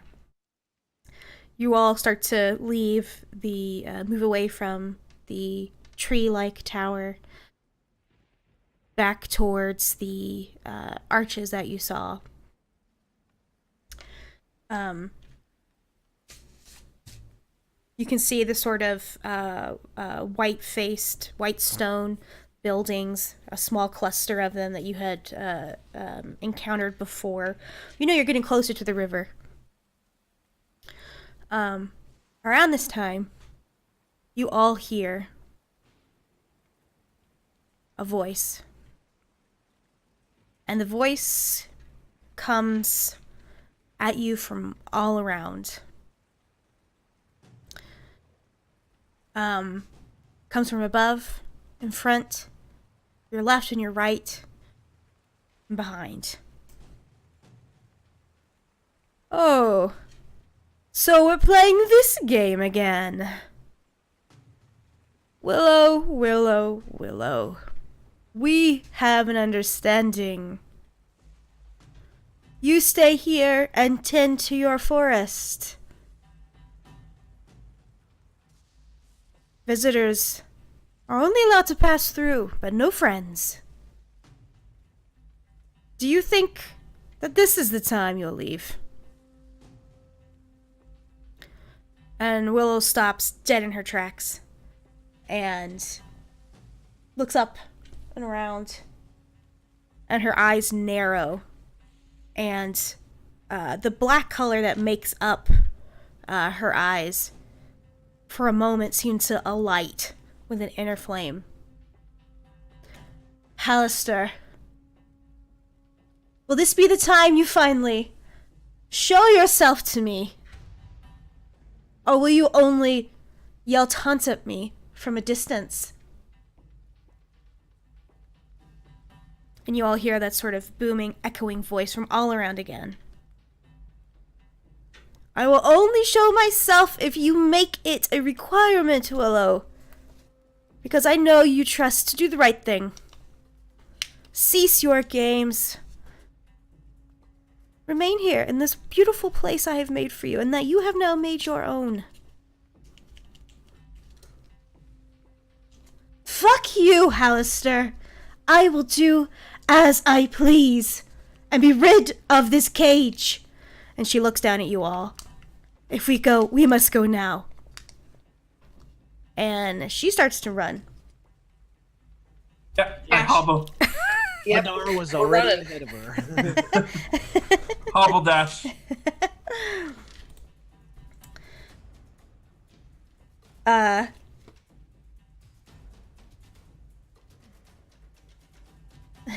Wait a moment. You all hear just this laugh echo all around.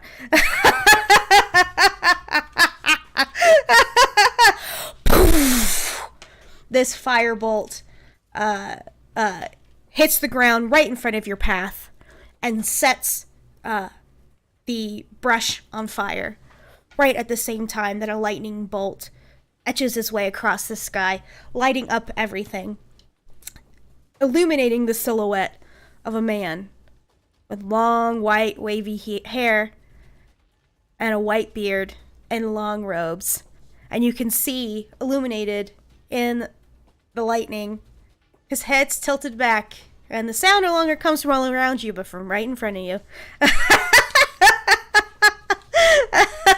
Oh, Willow, I love these games. Shall we dig more graves for your new friends?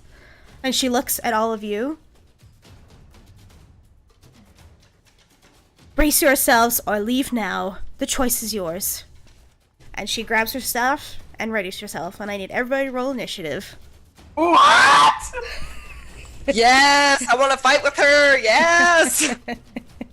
I don't care if I die like this. This is a great death. I've been training my whole life to die like this. Okay, I'll tell you right now. Hold on. And that's why I rolled a natural 20 on initiative. Fuck That's you! So did I! That's number 2 for initiative. Hell yeah. because we're ready to go hard for this druid. We're ready. Let's do it. We are going to die. Oh, for sure. Black cloak. Oh no. Alright, give me a second here. Let me get this all set up. Delilah, what'd you get? 22. Alright. Kellyanne, what'd you get? 25 again. Nice. Roywin, what did you get? I got 23. Fuck yeah!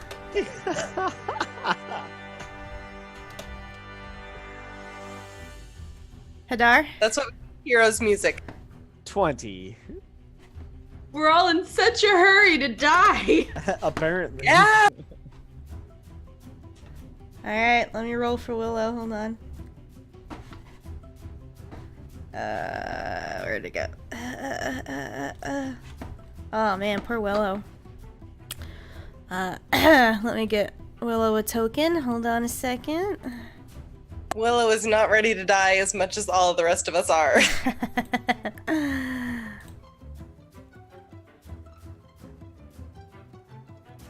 Alright. That's, yeah, real shit roll out of Willow. Oops, wait, Hadar, what was yours? 20. 20, okay. 0 initiative. Okay.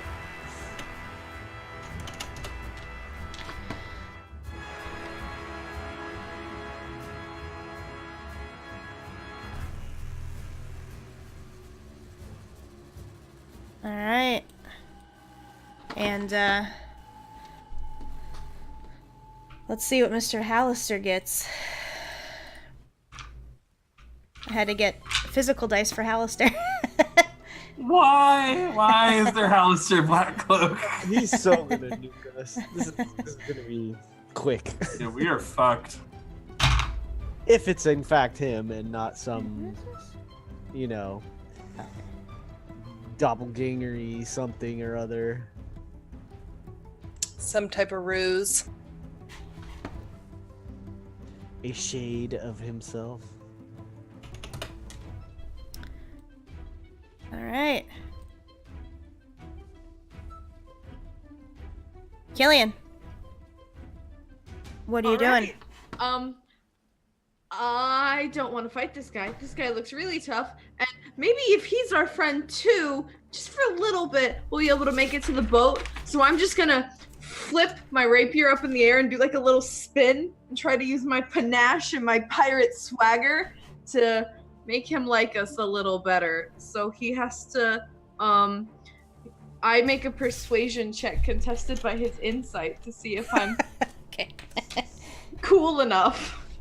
This is gonna go really bad, but I wanted to try it anyway. Sure. Okay, what This was is it? creative problem solving. Against his insight? Is that what you said? Yeah, so I make a persuasion check and it's contested by his insight. So he makes an insight check. I'm basically trying to charm him. He's hostile, it won't be actually charmed. Insight is wisdom, right? Yeah. Okay, what did you get? I got 22. He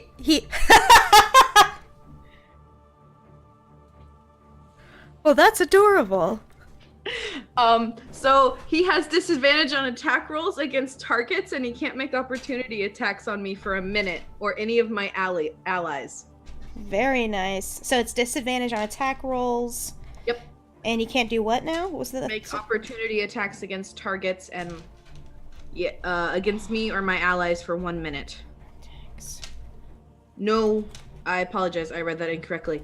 He can't make opportunity attacks against anyone other than me. Okay. Wants to hit me, unless they attack, and then it goes away. Okay. So he wants to attack me.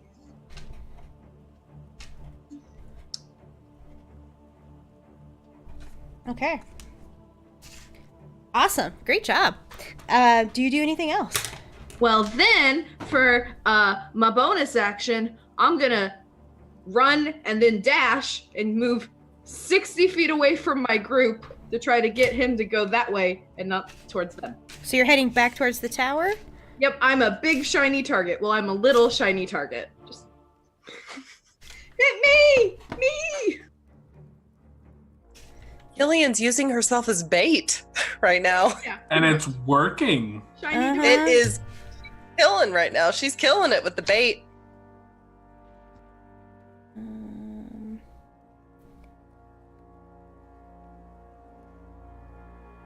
Yeah, you're about halfway back to the tower. All right. Is that it? That is it. Excellent. Roywin, what are you doing? I don't know how I can follow that act, honestly, but okay.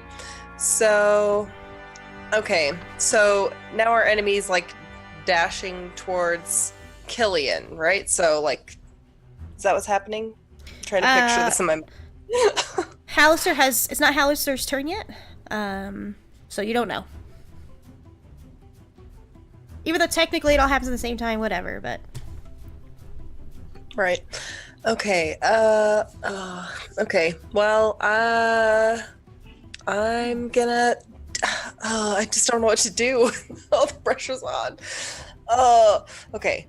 Can I do some kind of attack of opportunity? Let's see. Opportunity attack. Tell me more about this. so what you could do is you could hold an action to see if Hallister goes after Killian. And that would be when you would strike, if that's what you're trying to do. Yeah, that sounds like yes. Yes, that sounds like what I'm trying to do. Okay. So you still have your movement if you want to use that, and then hold your action. I would like to I don't know. Are we on a path? Or are we just like in the woods? I feel like when we were running to the river, maybe we weren't. Are we just like running through the woods? Are we in a path? Like You're running through the woods. There's not really any paths or anything. oh, okay. Yeah. I'll just wait. I'll hold. All right.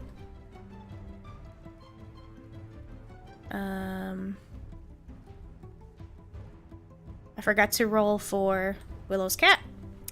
Okay, there we go. Okay, great. Delilah. All right, I'm gonna look at Mr. Halster Blackcloak. I'm gonna say I've made a lot of graves in my time. I've buried a lot of friends and a lot of enemies. I've even came back from my own, and I'm not gonna die. None of us are gonna die by the likes of you, and I'm gonna cast Beacon of Hope. So I'm gonna choose everyone within range, which is 30 feet, and we'll have advantage on Wisdom saving throws, Death saving throws, and we'll regain maximum number of hit points possible from any healing. Damn. And then I'm going to hobble towards the river. That's my turn. Okay, how much movement do you have? 30 feet.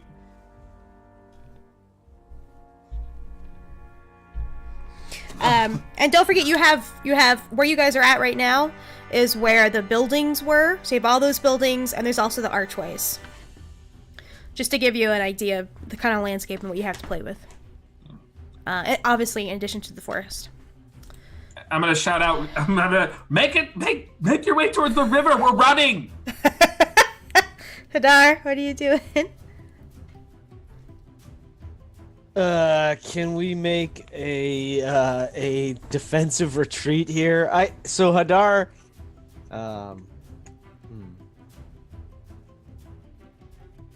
Hadar's gonna take a different tack, and mechanically I'm gonna try to intimidate him. But what I'm gonna say is, If you are truly all-powerful, Mage, then tell us what you require for the release of this druid. so I'm trying to like force him to tell us like, why are you holding her here, and what do we need to do to like free her? Sure. But you're trying to intimidate him, you said? Yeah, essentially. Because that sounds like persuasion to me. No, I was definitely being like fuck with us. Yeah, okay. All right, roll an intimidation. like I'm like, if you're really as strong as you think Right. you are, kind of, I'm challenging him. All right. Go ahead and intimidation check. Okay, so I have a +7, but I rolled a 4. Damn it. Yeah, I'll just go ahead and roll for him. I was gonna do it as a DC, but we'll roll for it just for shits and giggles. Yeah. He looks at you. And that's it. And just laughs. Right. I'm gonna stick close to Delilah. All right, so you're moving alongside her. Excellent. I might cast a spell if I can as a bonus action. Yeah. But let me just double check on. Where's duration? Oh yeah. Yeah. So I'm gonna bonus action cast magic weapon on my halberd. Nice. Okay. What does that do? So it gives a. I cast it at 2nd level. It is a +1 to attack and damage, and it counts as a magical weapon now. Nice. Yeah.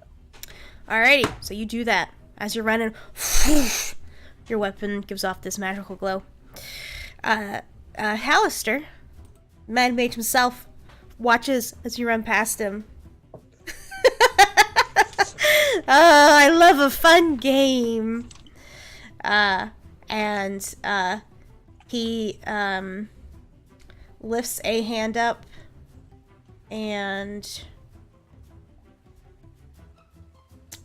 makes some gestures in the air, mutters some words, And I need you, Hadar, to make a wisdom saving throw. Give advantage. Thanks, The first roll Lila. is cocked. Let me actually just do 2 at once. It's easier that way. Oh no. With advantage, that would be a miserable 9. Ugh. I rolled a 6 and a 7. Alright. You feel as your strong dragonborn body shrinks and folds in on itself, and your front hands hit the ground, your back feet stay on the ground, and you hunch over, and the scales start to pop like popcorn into little fluffy balls of cotton. And your long dragonborn snout rounds and softens a little bit as you are polymorphed into a sheep. And Delilah, you have next to you a little sheep.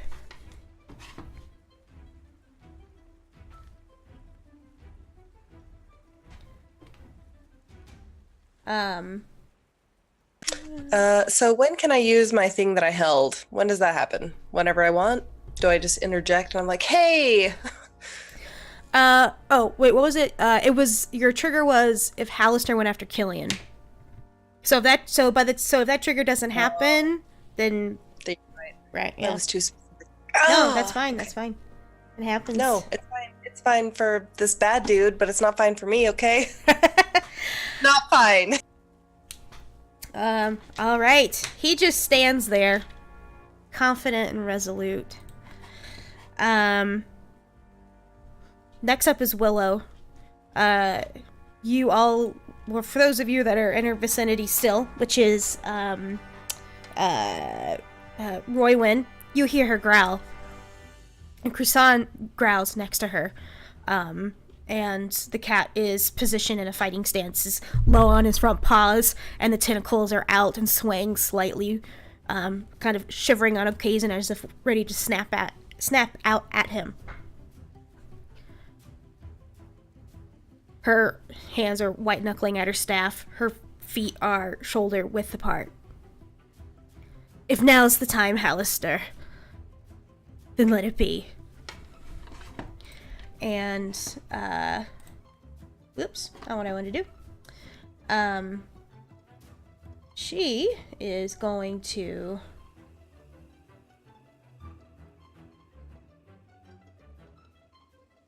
She, lifts her staff up, waves it in the air, mutters some phrases. And you all watch as a black beam of energy races towards the Mad Mage. And I'm gonna roll for him.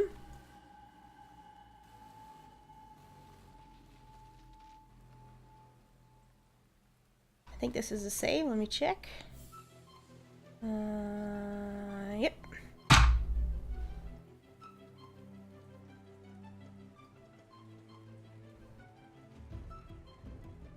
And I'm like flipping between D&D Beyond and Roll20. You hear the familiar sound of Hallister's voice as his energy begins to blacken around the fingertips, up his arms, and around the side of his face. And he takes 8d8 of necrotic damage. And I'm gonna use Roll20 to roll all that to roll that bad boy, because that's a lot of fucking dice. Let's see.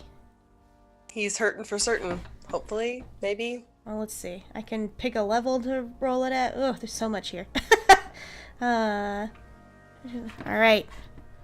Yeah, let's do level 6.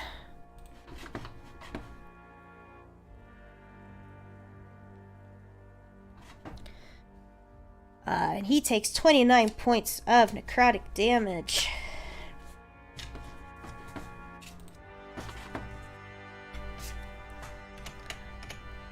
And she yells out at you all, "Run! Save yourself!"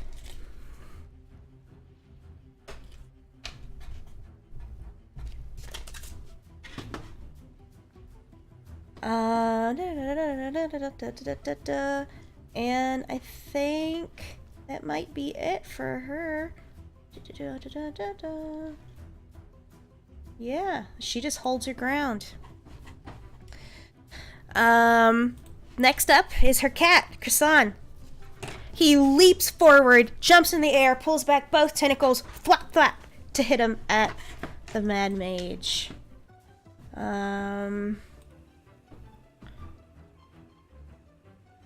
Oh, the first one is a crit. Excellent.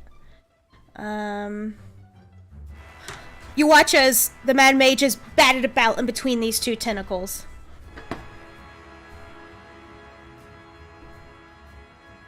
Oh, what is happening? How is this working? Oh! Oh shit, man! So that's how much is that? That's 19. Who's the math mage? Who's the math mage in this joint? 2021 on the first 21 and one. 13. 21 and 13. Okay. So 34. 34. Awesome. Okay. The math mage.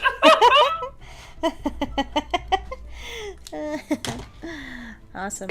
Oh, I'm high on adrenaline right now. So I'm making dumb jokes.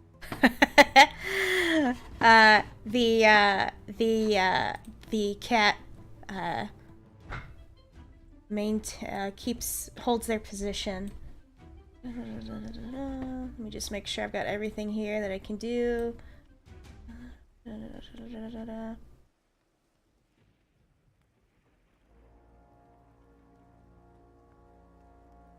Okay, well, for shits and giggles, why not? You all watch, or for those I can see at least, the cat starts to vibrate. At first just a little bit, and then more violently, until you can't quite see where the cat is at all. Killian, nothing has pursued you. You are now about halfway to the tower. What do you do? Well, I wanted it to follow me so it would leave my friends alone, and it didn't do that.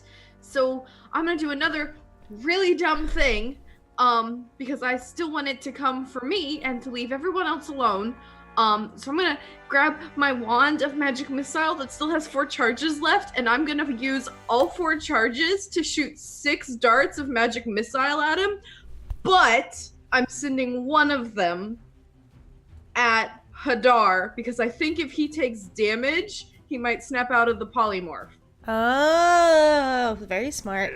Play. So I don't remember if I roll 6d4 and add 1 to each, or if I just roll 1d4 and multiply it. I don't have the damn description. You do whatever is most advantageous for you. You roll all the dice.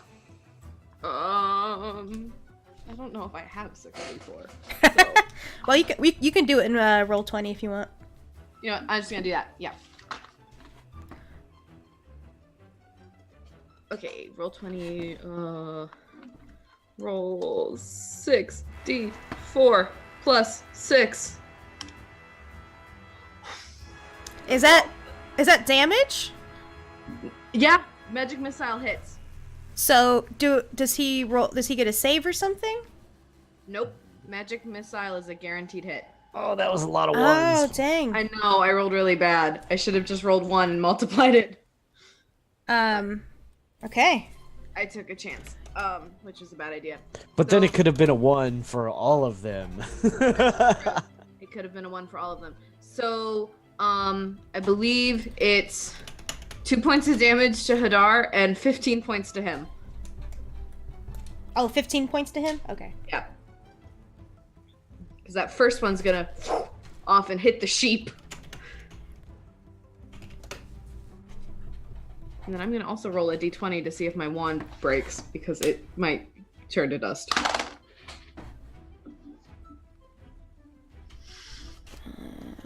Oh, I'm lucky! No, my natural 1 doesn't count because I'm lucky! So I get to roll it again! Oh, shit! My wand is fine. Aha! Halfling. And I guess for my bonus action, I'm gonna hide and then use 30 feet of movement to try to sneak back around, get a little closer, because he didn't follow me. So. All right. It didn't work. What did you get for your hide? That's not a very good roll, but my stealth is pretty good. So, 11. Okay. All right. No. Does Hadar have to make a check? Well, I'm trying to find the listing for a sheep or a lamb or something, but I can't find one anywhere. You think there would be one because polymorphing something into a little lammy is like classic. It's a classic move. Like literally World of Warcraft. Hello. Yeah. So we're gonna say how much did you hit it for him? Only for? 2. I don't want to like cheap you out or anything.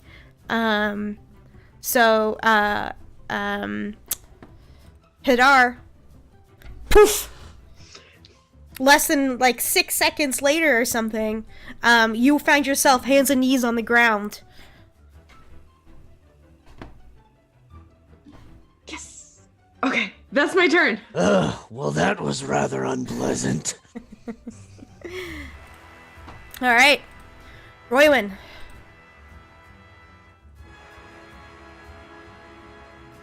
So where is the Mad Mage right now? The Mad Is he Mage. close to me to punch him in the face? Because I really want to punch him in the face or try. He is within your movement. Yeah.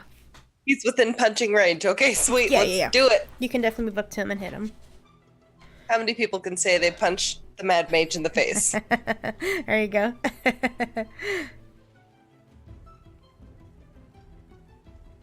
No. Nope. Not on that one. Oh no. I rolled a 1. Oh no. Yeah, you go to swing and he just puts a hand on your forehead. So I'm like reaching and just missing him. Well, that was I just forgot one about miss. this earlier when Delilah rolled a natural 1, but I have bountiful luck. That's my feat.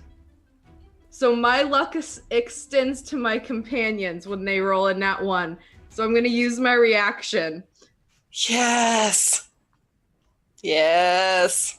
Thank you. You get to roll Killian. again. And I definitely punched him this time. I rolled an 18 and I get a +7. Damn. So I punched that motherfucker right in the face, man. Just Yeah. You, for those that can see, Rowan makes this like running leap into the air, one fist pulled back, and just a right swing right into the jaw of the Mad Mage. Roll your damage. Okay, it's 6 points of damage. Okay.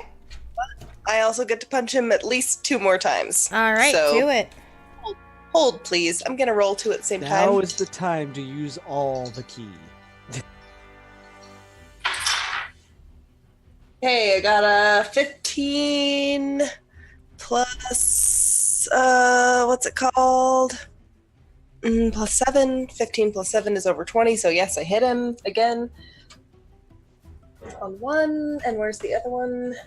I got a 16 plus 7, that's also above 20, so I hit him with both other whatever I'm punching him with. Yep. I'm imagining. I like the punch kick, honestly. That's kind of my thing. Yeah, and I imagine that you like kick him and then like do like a backflip off of him.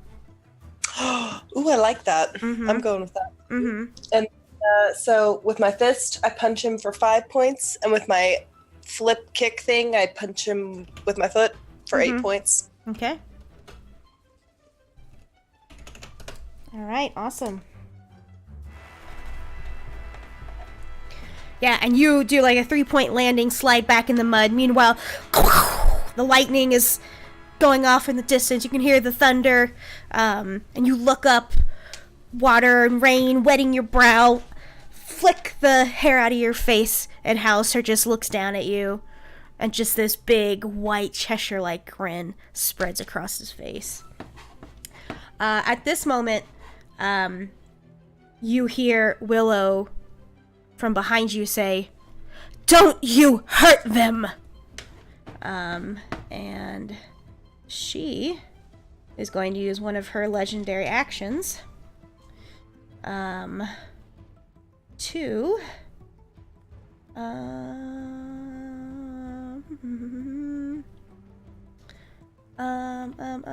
what is she gonna do? I think this one? I'm glad we're not fighting her.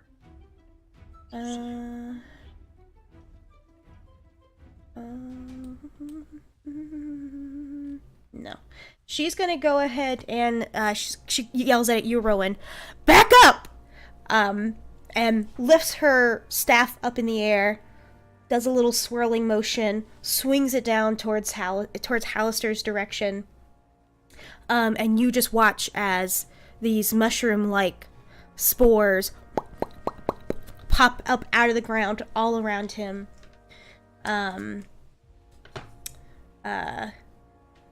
And begin to rise up into the air and swirl in the area that Hallister is in.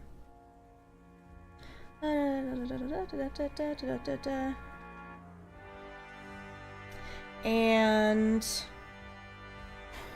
that's her one legendary action. And Hallister's just hanging out in this cloud of spores. Delilah, are you still running?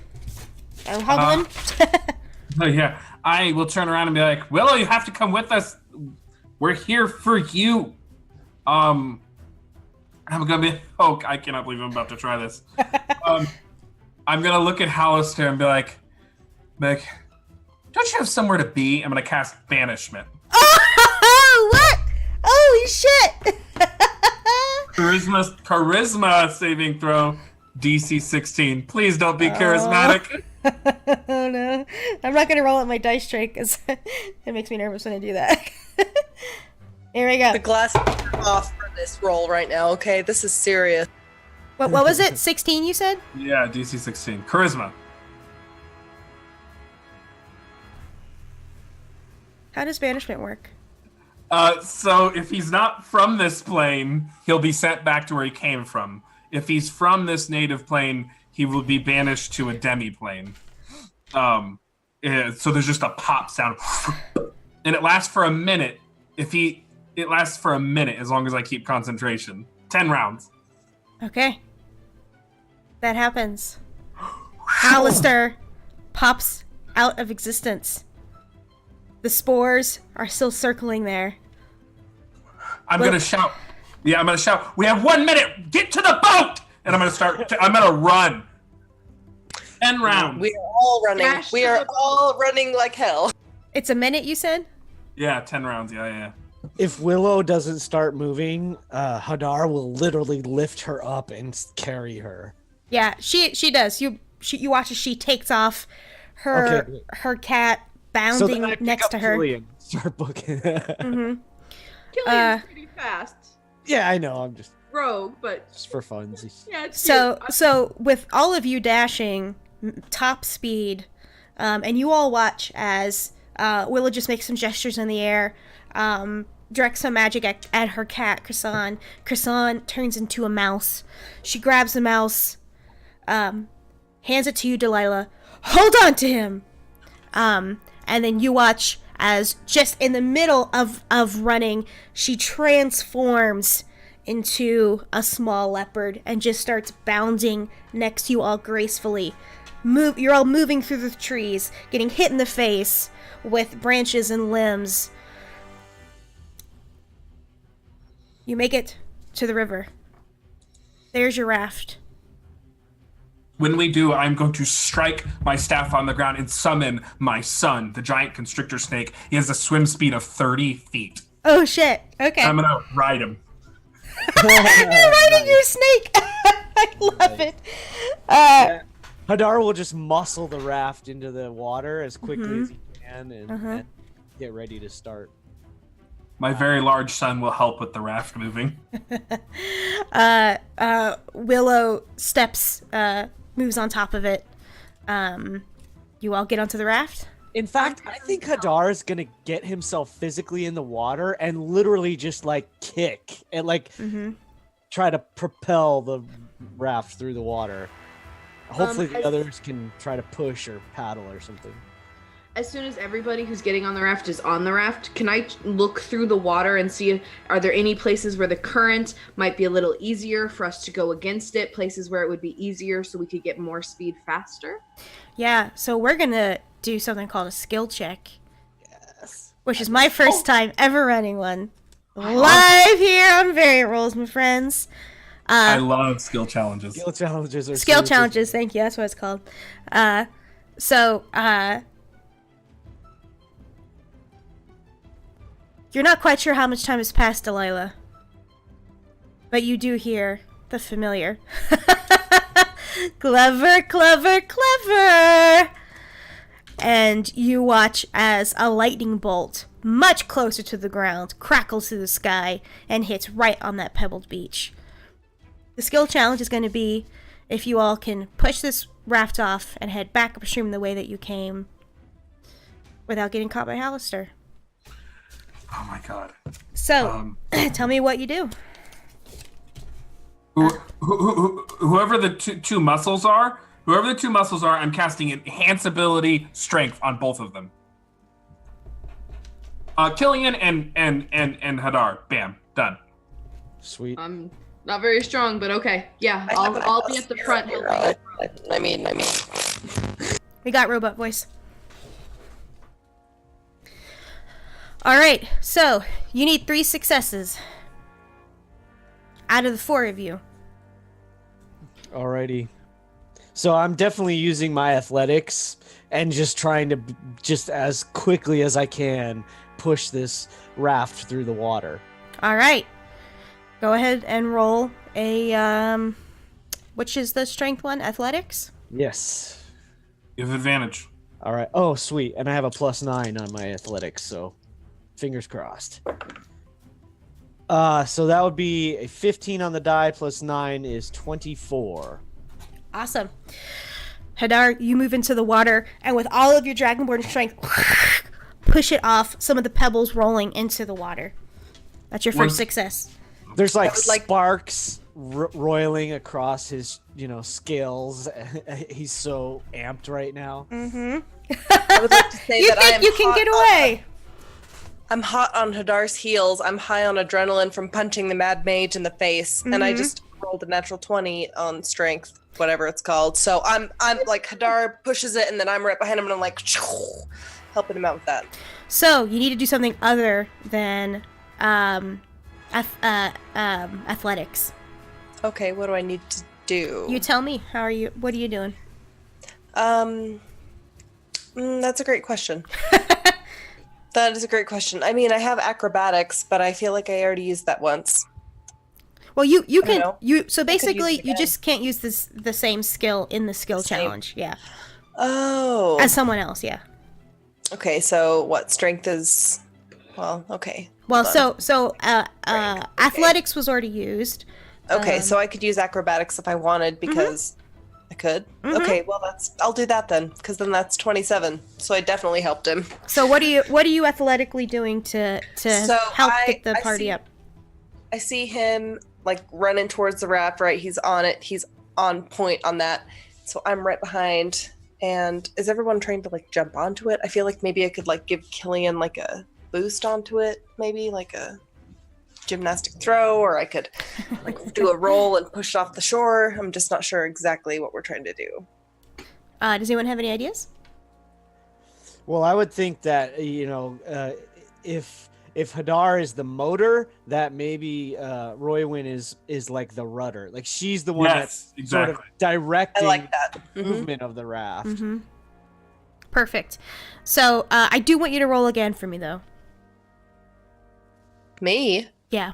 Okay. What would you like me to roll for? So you're gonna roll for your acrobatics. Okay. That's a 19 plus 7. Excellent.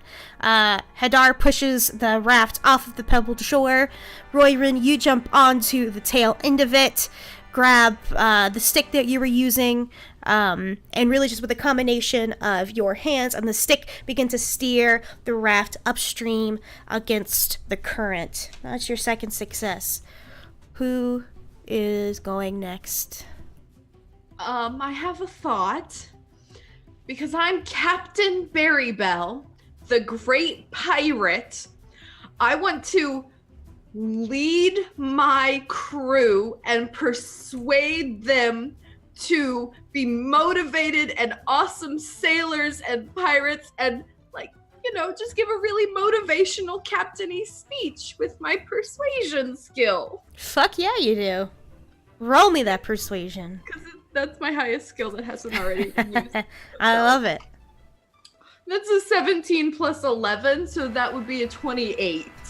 All right.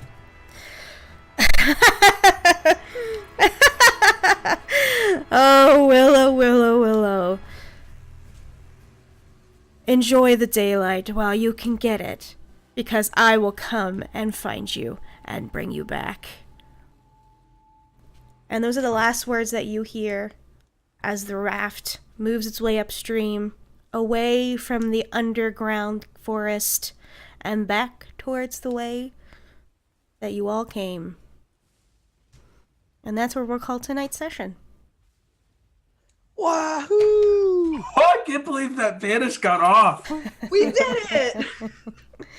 That's why I always say the dice giveth and the dice taketh away. Like last week, Killian's dice were just not there, but today, boom, they were there, and that's when we really needed that fire. Yeah, the dice were pretty kind to me tonight. Yeah, you all did great.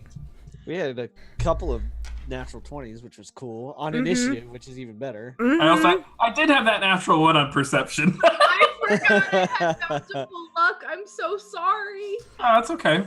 But it was so clutch in the moment, though. Yeah. Well, at least we made it to another part of this complex. Who knows if we actually make it out? We'll have to leave that to the Imagination. Yeah, But exactly. you do have an archdruid in your midst, so with legendary actions and shit. We have a pretty good shit. I above table, and since we kind of have said this already, or at least out of this chamber, I was expecting him to use a legendary resistance to the banishment. Well, So I was like, it could have been like a clone, a simulacrum. It could have. Yeah. That's why it was a surprise. Yeah, I think it was more about the game than the actual keeping her Story. in there. Oh yeah, of course. Like, made You the have to story. punch him in the face. Like to, well, yeah, like to Hallister, it's all about like the thrill. Like you know what I mean? It's about the fun. True. He's willing to get banished if it means he can cut them off at the pass, kind of thing. Like he'd accept it as if because he knows he'll be right back and then can torment us more. Exactly. He's unbothered. That's nice. You sent me away for 1 minute. Well, guess what? I'm gonna come back and you all are gonna die. But Because we're still in Undermountain for another 4 levels. Exactly. Yep. Oh god. Thanks you all. Let's go around the table. Talk about where we can find you on the internet. Anything you're excited about in your life, and then what your favorite moment of tonight's game was. Gregory, we'll start with you.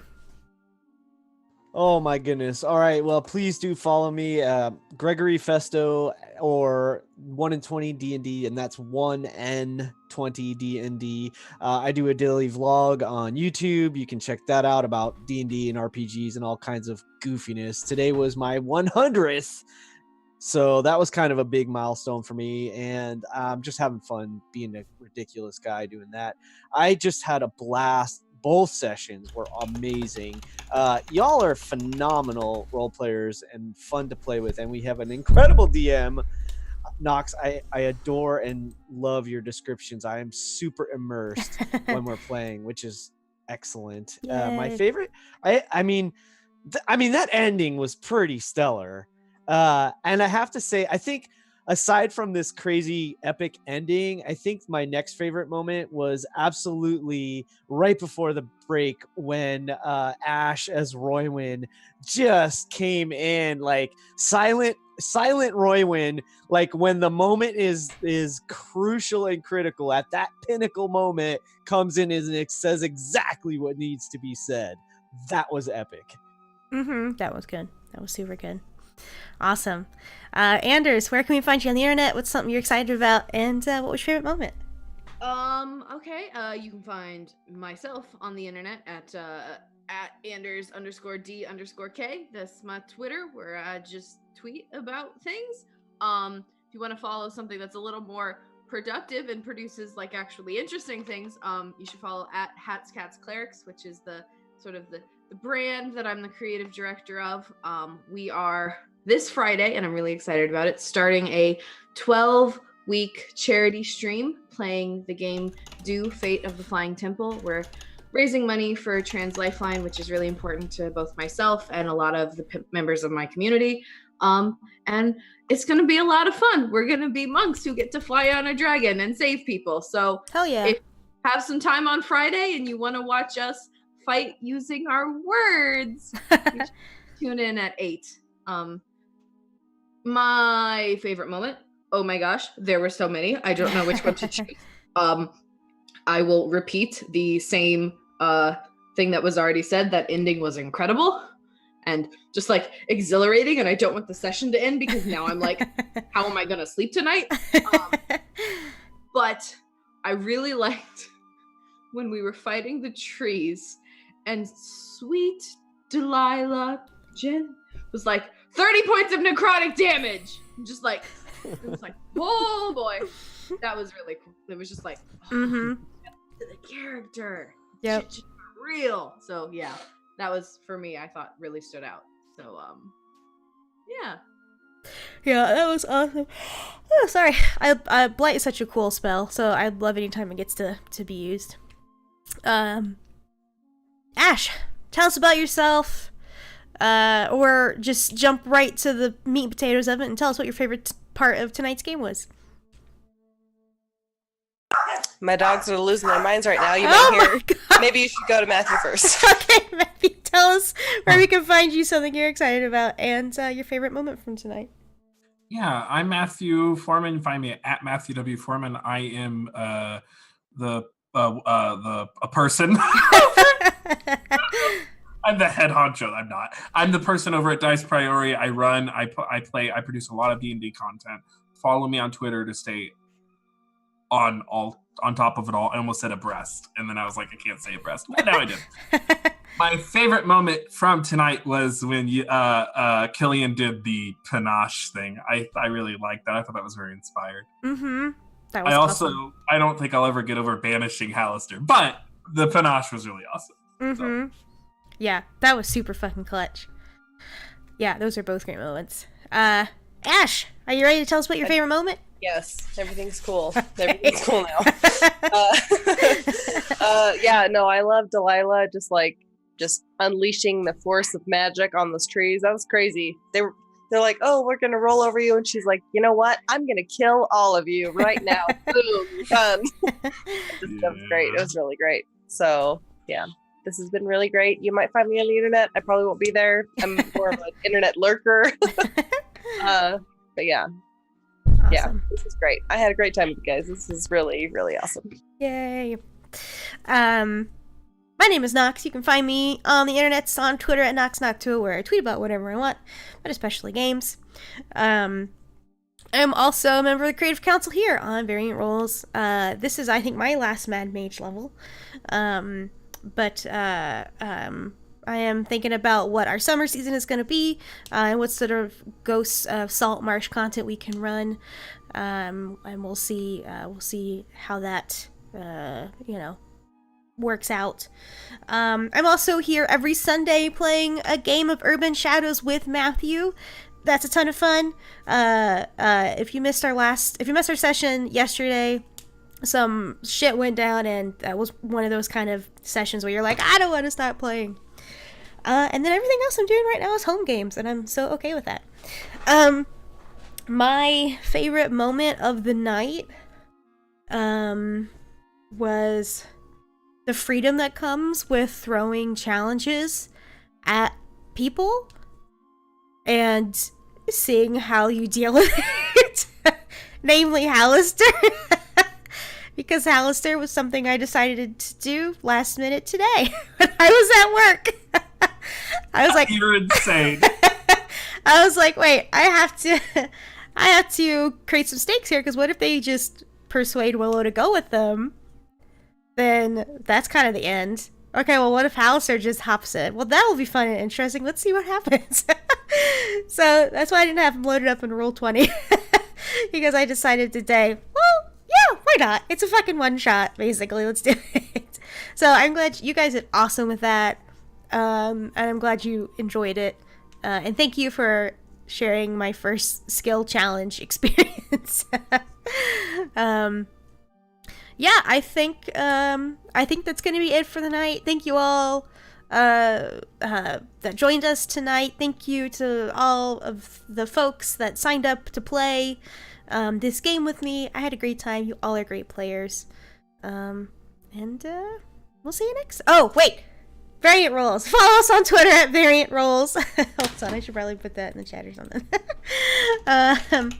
That's where we post future community game signups. Did I do it right? I did. So if you're interested in joining us to play, follow that, and you'll see the sign-up forms. So yeah, that's it. That concludes our shenanigans here. See you next time. Bye.